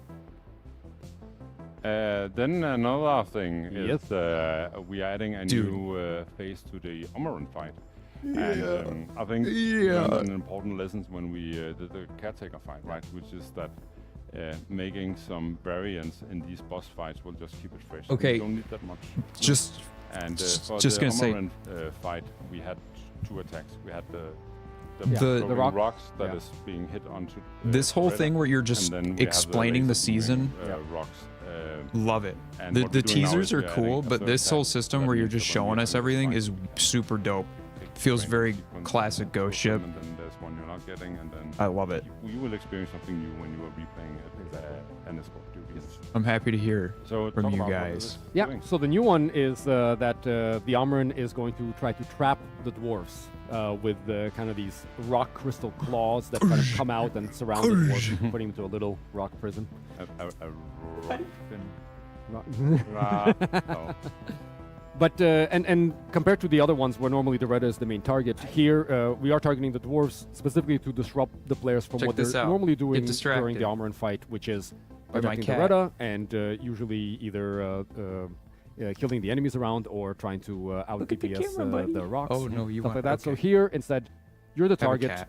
and His name's Jack. when you are selected, you are of course told this. There is a tell, and then you can try to get away so that you're not grabbed, or especially important if Jacob. you're on the Beretta, if you're next to the Beretta, My fixing her, cat's gone you already. need to get away because if these rocks try to come up to grab you and hit the Beretta instead, they will damage the Beretta. Yeah. So no more nesting on the Beretta. No, at least not indiscriminately. No. So And- that's it. I mean, Yeah. and The rock- Just we want to say The rock quickly with eats these, you. So they are rocks, so then you have to carve yourself Not out. rock and well, your friends rock can and carve stone, you but out like as well. not Yeah. rock and stone. So it is taking kind of that dwarf out of the equation for a few seconds. Then another hell? thing that we have seen is that when we introduced the weapon maintenance system in one of the maintenance Ooh, updates that we New were one? doing, we saw that you guys were taking, were really liking this new system. And that's why we have decided to add not just one paint job, weapon paint job, but 3 paint jobs into the pool. So there will be more for you to work towards here when Season 5 drops. And they're all very cool. They're all very There we cool. go. Yeah, get rid of No, that and shit. I think just very quickly, a great thing about the weapon maintenance system is that unlike a lot of our other progression systems, this one incentivizes players to play with things other than their preferred weapons, right? So if maybe you always like to play with the minigun, it's for real. Like genuinely, there's a reason for you to play with other I guns found builds for all the weapons that I really sort of like now. Pushing you out of your comfort zone, right? Exactly. And I really like that as well. Yeah. Yes. It also makes you experience the whole game. Yeah, it's also super cool. There's a lot of guns in the game. There's a lot of guns in the game. There's a lot of guns in the game. All right, but let's move on. I'm going to repeat everything they say. So we're about to wrap up this walkthrough of Season 5. Just want to bring out some highlights here that we haven't talked about, but that we will talk and share with you guys out there in the coming future before Season 5 launches. I like this system more. We are coming with an armor DLC. Keep the smaller things for teasers. But it's great. We'll show it to you talk, when talk we're to ready. us. I love it. Obviously, we have a new key art. Also, you should for Season 5. maybe we will have an announcement of the release date. I don't know. Maybe event that we didn't talk about with the core stone. Yes, we'll reveal that, and obviously there will be a narrated trailer summing it all up together. And put me in the office. Having a mission control. Tell you how it is. Just give me a little corner. See, and obviously we are gonna have more features than we have talked about here. We already have right there. More features. Put them right there. As always, but this was what we selected. Season 5 comes out in June. You just and this is, of course, we're showing the main meat of Season 5. It is the besides the season event. This is the you could just put me in the office permanently. And I'll just hide there and annoy. I'll just talk to everyone. Have a ton of questions out there. So I'll just be like, how's it going? Take some. I'm ready. You know? Sure. All right, are you ready for the first one? Yes. So, will the new difficulty settings also be available for lower hazards? For example, hazard 3 with enemy ++ settings. We discussed this, yes. and we expected this question to come. Right away, because we've been considering it ourselves. But the answer is no. The reason why we don't want that is we want to have in the community the ability to talk about difficulties and feel the different difficulties. And this is a thing that is really blurring what is a difficulty. So that is why we are not doing it. I think if you are playing Hazard that's a good choice. A bigger challenge. That is such a valid reason. At first I was like, why not? And then, that's so valid. That is how we designed these jumps. This is why they developed the games. Between the difficulties is actually fair enough. But they are mainly playing around with the mechanics that we are tweaking for Hazard 5+, right? Exactly. So you're already getting it. Just go up a difficulty. Yeah, and speaking of Hazard 5+, does adjusting each difficulty setting change the hazard bonus as well? It certainly does. We don't. This is something. The Hazard 5+ is because you want the challenge. Yes. It is not because you want to harvest resources. So we are giving you some percentage. I don't know exactly the number, but we are giving you a higher hazard bonus by selecting these. But you should not do this for the money. No. Management will recognize your efforts, but. And how does this show on the server list? Will they be visible before you join somebody off the server list? Yes. You will be able to see that you're joining a Hazard 5+ mission, and maybe even will be able to make it so you can see what type of modifiers are applied as well. We're still finalizing that part. But again, this is part of the reason why we don't want to just spread this across all the hazards. It's gonna make a soup. Yeah. Cool. Okay. So on topic of the new stalker enemy, will the laser pointer be able to highlight the stalker? Yes. How does that work? Yes. You can, and just actually, like them in minutes, right? Actually, if you highlight the stalker with a laser pointer, it will come out of its camouflage. Cool. Oh, nice. All right, now we're moving into some of the more mission-specific screenshots. The extraction boots, are they like the current jet boots but longer, or do you mean like a mini cinematic where the dwarf grabs a vertical cable and gets blasted to the top at breakneck speed? No cinematic. No cinematic. You're getting it. You stay in control. Mark. But we do. I mean, we are experimenting with these things right now, but we need to do a tweak on how the jet boots that you. That's really interesting that the ping sort of right now. We need to do aggroes the enemy to work. It's bizarre to have the ping kind of interact with the environment. I'm used to the ping kind of being like just a tool in the game that the players see. So it's cool to have an enemy be like, "You pinged me." What? Speaking of explosions, Mike, can bolt detonators spawn during the elevator phase? So right now they can, and that's exciting. We're figuring out exactly if there are, or there definitely are some, and bolt detonators are an example of this. Yeah. It's a balance between which enemies are I didn't think about that. Like overwhelmingly that a bad looks idea, so sick. Gameplay-wise, and which, however, kind of I'm make so it excited to see more about the season event because I know. We almost certainly are going to have when kind of you like know a no-go list for certain enemies. Mr. Incredible face exactly when you know who that is, and if the bulk detonator is part of that, that's still not 100% sure. No dreadnoughts though. It's like we still need to test it, right? I think when we were doing the salvage mission, or we did that, right? And then we were introducing the bulk detonator. Yes. I think we were like considering can bulk detonators spawn on the salvage missions, and we just thought, well, yes, they can. It's just a challenge, and obviously you need to deal with the bulk detonator before it reaches the defense zone. Yeah. So we do actually have on salvage. We don't allow bulk detonators if you're solo. No. So, anyways, this is a little bit too early to go into specific on these things. We're still tinkering with the structure and getting everything in place. And normally there are all small things that is happening underneath. They're so fast. Yes. You guys make games fast, man. There's a lot of fine tuning and figuring stuff out, including. I mean, the mission type is just so much more. Do you guys have any plans for an Elite Deep Dive Plus option that uses a similar framework as the Hazard 5 Plus stuff? We don't have any plans for that. I mean, but interesting idea. So the Elite Deep Dive actually already has the final stage of the Elite Deep Dive is harder than Hazard 5. Yes. So it is already more challenging than Hazard 5. Just putting it out there. Yeah, but we don't have any plans for like specific customization of the difficulty. No. Actually, similar way. Deep dives specifically don't have difficulty customization. No. That's why you don't select, I want to do the deep dive on Hazard 2. The deep dives are seeded. There's something that you can try multiple times, try to learn the layout, and that allows people to actually play at a higher difficulty. There's a war breaking out about a beer in this chat. Yeah, I mean, that's awesome. The deep dives is something where we think the community can come together and talk about what is this week's. You should have a cardboard cutout of me doing this. That was super difficult. Into the abyss. I don't know. Whatever. I mean, but each week's deep dive. Don't do that. Actually, challenges, and that would be so. Can talk about how to deal with that. That'd be scary to see. I just imagine that allowing people to change difficulty. That would. Yeah, no, that's scary. I think that's not what deep dives are. No.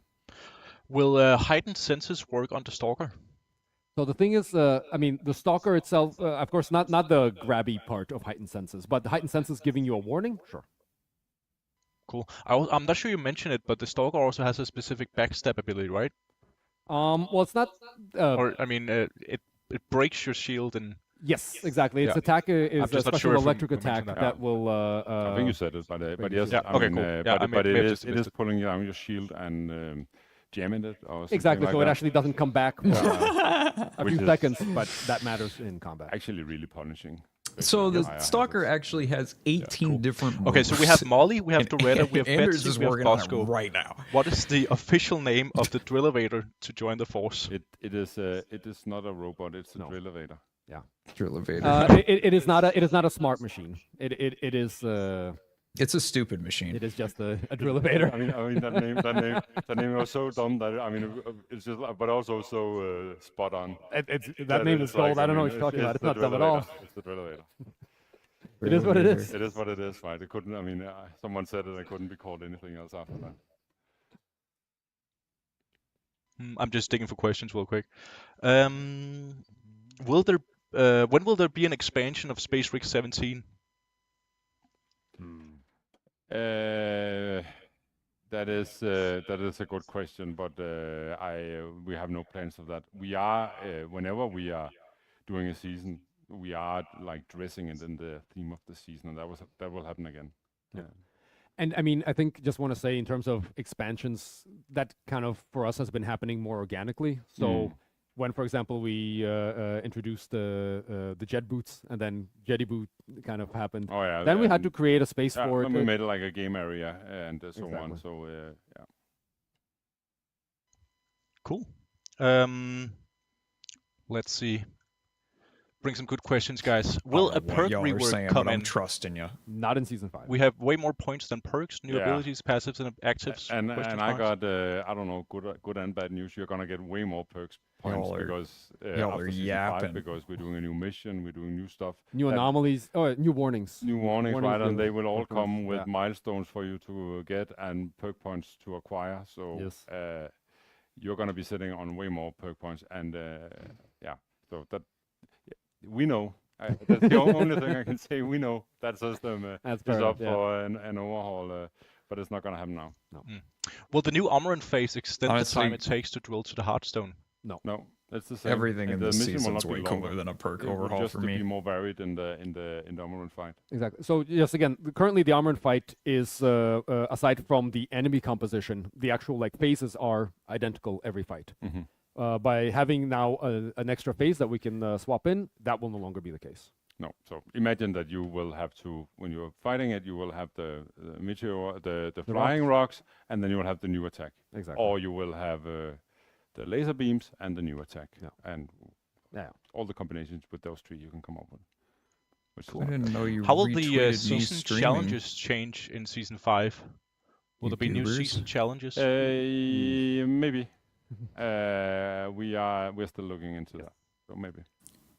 Nice. I can put some words into this. The challenges I think is a bit limited for us to do. We are right now in the challenges. We are giving you always 2 options, not to sort of dictate play specifically this, because I think that is what the assignments are doing. Mm-hmm. They are directing you to specific missions, and with the challenges, we want you to work towards something, but have it really open. Yes. Right. Not play with one specific character. You can play with 2 characters. Right. Always giving you options.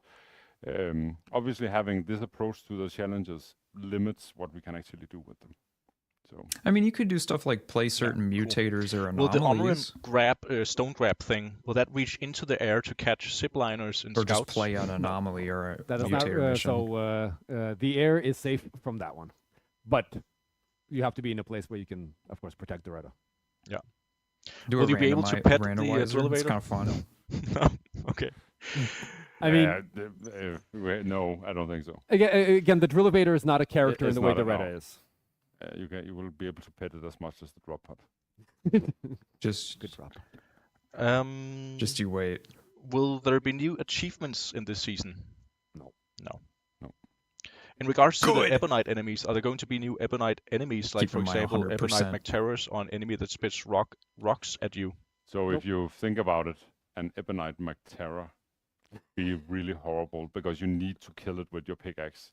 So I don't know how you would do that with a flying enemy. That sounds like a me problem. So it just spits rocks at you. So no, I mean, Ebonite infection can only happen to I don't know what's called land-based. Pebble. It is specifically happening to Glyphid. And we have the small Ebonite Glyphid, which is all the grunt variant kind of becoming infected, and then we have the large Ebonite Glyphid, which is the large. Flare upgrades were in the game originally, but then they moved them just onto the base flare, and they're awesome, guys. no longer that's in the game. All right, so. but I think flare then maybe we should wrap it up and just say that it has been a pleasure sharing all these information with you guys out there. It's been a pleasure seeing you guys again. A lot to digest. I can say that we have Aaron sitting over here. Aaron. He is writing stuff together based on today's stream, and we will be sharing. I don't know what's called a sum up. No. What's it called? Always. Summary. Thank you. Summary. Summary. Summary. That's the word. So we will be posting some summaries and some more informations in on our Steam and the normal channels. Thank you so much for tuning in. Yeah. Thank you for streaming, guys. Yeah. I appreciate it so much.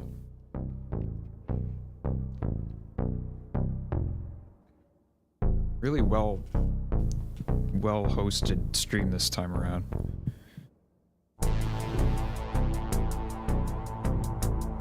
Wow. Smash Bros reveal. Hold on, get out of here, Northern Lion.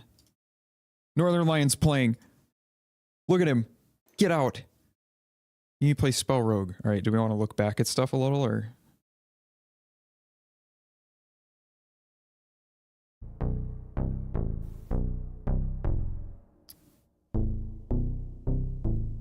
We can do some peeking. Let's do a little scheming. I don't know, maybe that. Okay, here's my concise gamer review. The concise gamer review of the season 5. Theme rules. Been exhausted. I'm so happy. I'm muting you, Mikkel. Sorry.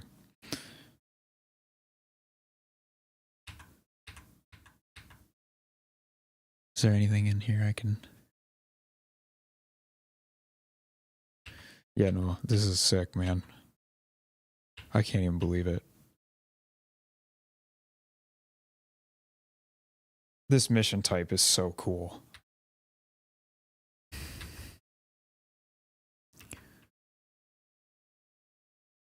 Okay, well, maybe no, I don't want to hear him. I don't want to. Clyde, thank you. You didn't have to send me money. I appreciate it. Look at those new paint jobs there. Those new goofy goggles.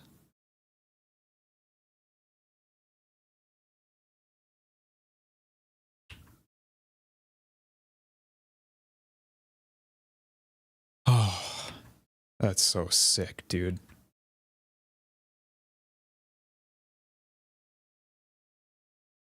Of course, I just got one of those that, yeah. So,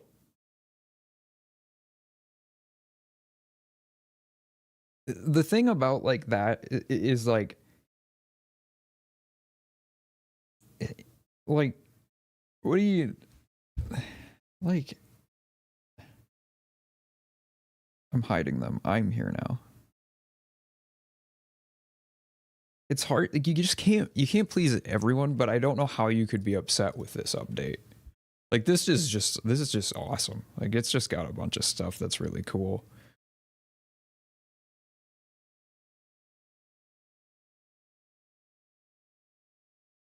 They put so much effort into season 5. How is that abandoning? Yeah. It's like, it's just funny to me because like when you visit them, like they aren't like, this is all they've been working on right now. They're just working on Deep Rock. So it's like, you can't, and a lot of it comes from like a misconception that DRG Survivor is developed by them when it's not. They publish DRG Survivor, Funday develops it, and they don't, it's and that adds to it too. But like, yeah, whatever. Flare upgrades, they're not gonna add flare upgrades. They're not adding flare upgrades.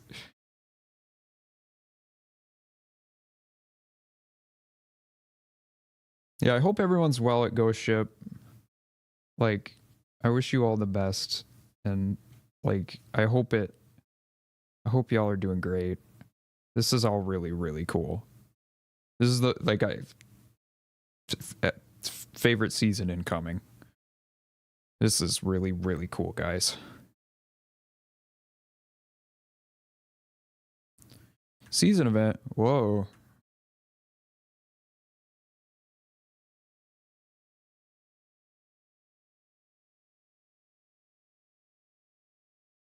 They literally paused on Rogue Core to get season 5 done. You see that? Yeah, that like, yeah.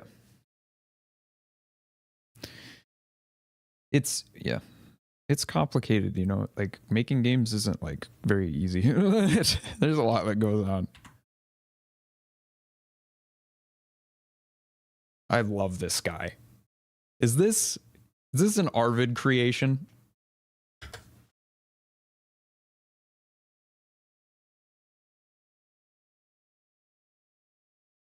Or who is creating this little creature?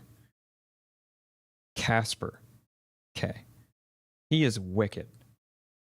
That is a wicked plant.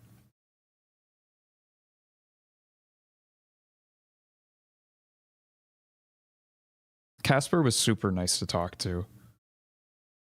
Just everyone is so fun to talk to. And it's also really fun because most people developing a game don't get to talk to people who are like super excited. Like, okay, I don't like game development is just like cool, but like obviously for me, like I know so much about what they're doing that like just chatting with all of them was super easy. Like it's just like, and they're so excited to talk. It was just fun. Yeah. The art team was really fun. Yeah, they're all so cool. This thing's cool too. Bulk Detonator drop his balls in this new mission.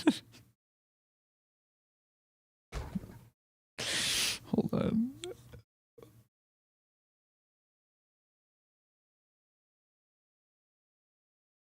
There we go. Just need to do that.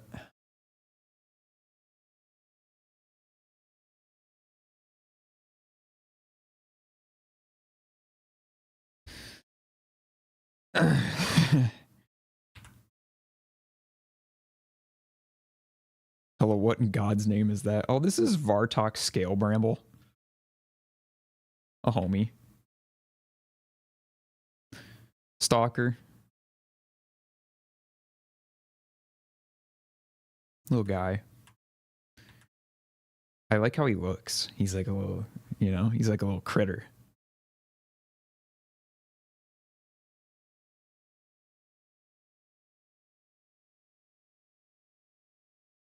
All right, let's keep. Looks like the rig is still Plague E valid. Work in progress. Yes, this stuff was cool. I didn't know about the pump action one, but maybe I did and I just forgot.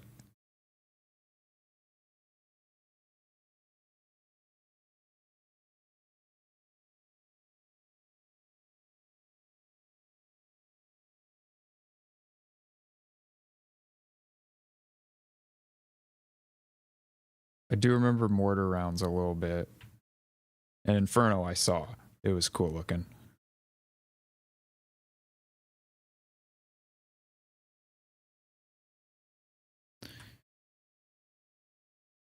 Marked for Death is cool. Oh yeah, we should pause here. What do we got? What is this? What is this one down here? Is this like a little stubble or something? A little chin stubble? A little chin stubble? Some. What does Inferno do again? When you press reload on the flamethrower, it makes like a horizontal spread of fire.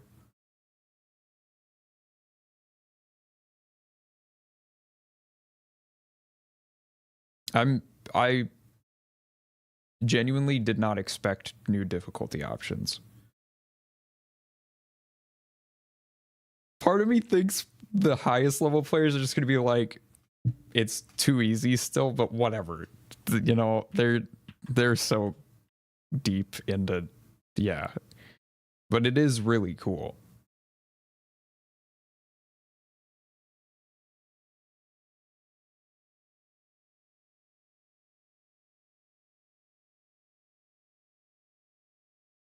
It's very hard. Yeah. Okay. We'll see. Like, I am fine with Hazard 5, like, as much as I've played the game.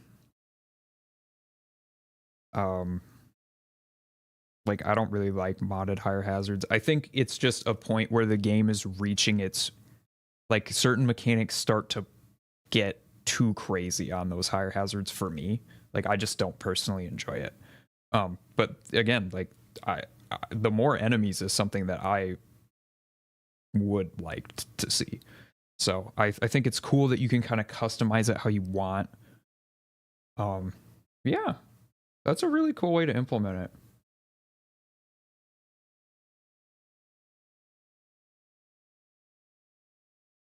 Any come on a Helldivers crossover? Goobers. You goobers. Sequel to the Screeches of DRG? No, I don't know. I'd have to get the homies for that. I'd have to get my voice actors back.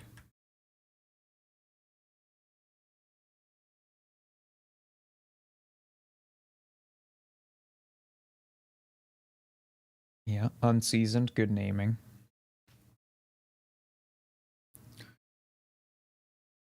I'm excited about this also.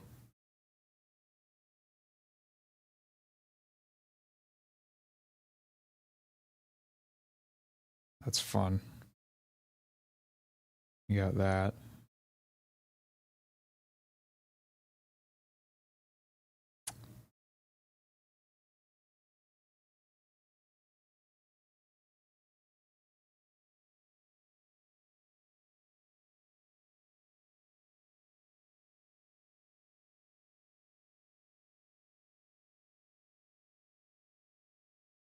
Look at that new armor.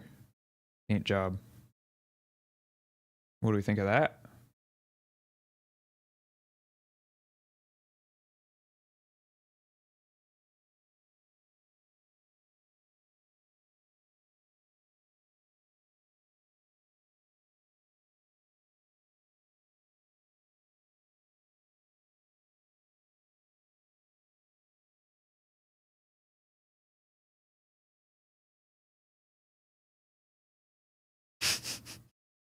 Already doing QA for him, Cube. What are you doing? What are you doing? Alright, well, man. Now you gotta release the update. Like now, for me. Only. How are we feeling? I want to hear opinions.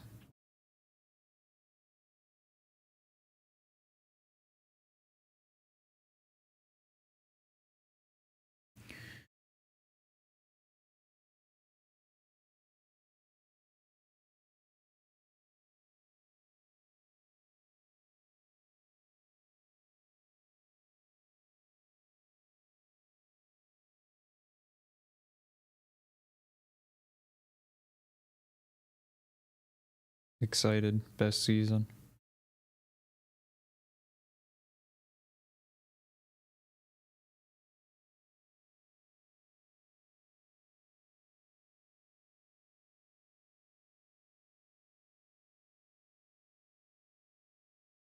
Better than season 1? I mean, we'll find out when it comes out. I loved season 1 though.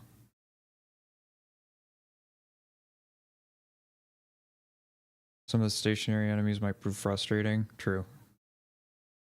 Yeah, there's all sorts of stuff to figure out with stuff like this.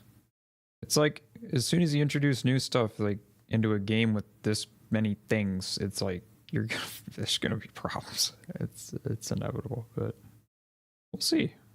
It looks sick.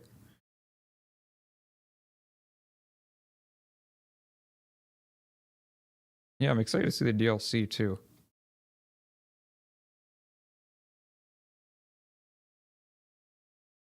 I like that the theme isn't there's an outside enemy force again. Agreed. That's what I was hoping. Just some good old deep rock, you know?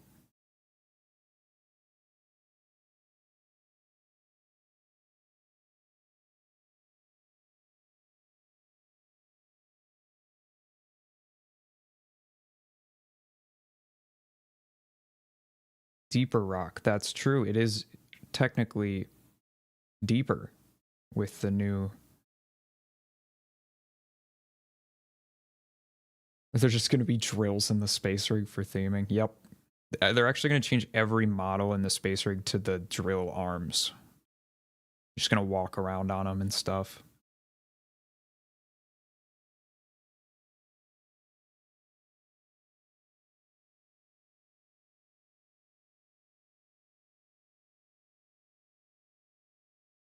Hi, Mandy.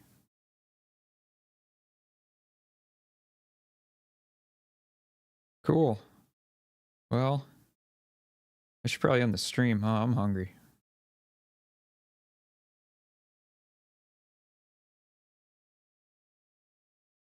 That was fun. It was fun to have all the Ghost Ship crew hang out too.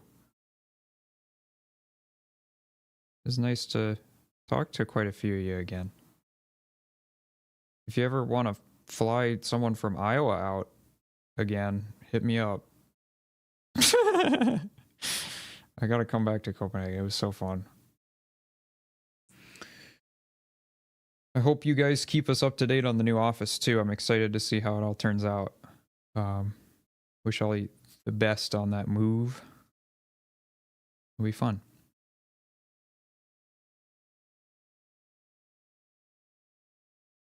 Give me what? What is that? What are you trying to make me drink? And or eat?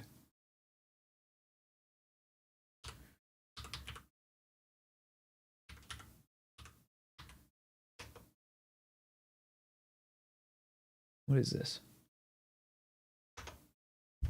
Soda.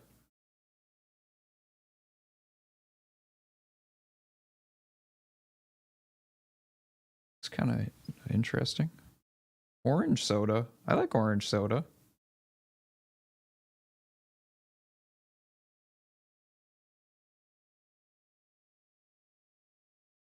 Okay. Bye, Jacob. Have a good day. Goodbye. Bye, Anders. Have a good one. That was super good.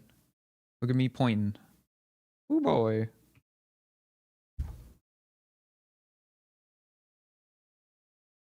Alrighty. I will also skedaddle. Thanks everyone for coming out. Much love. Always, always. New videos soon. Yes, yes.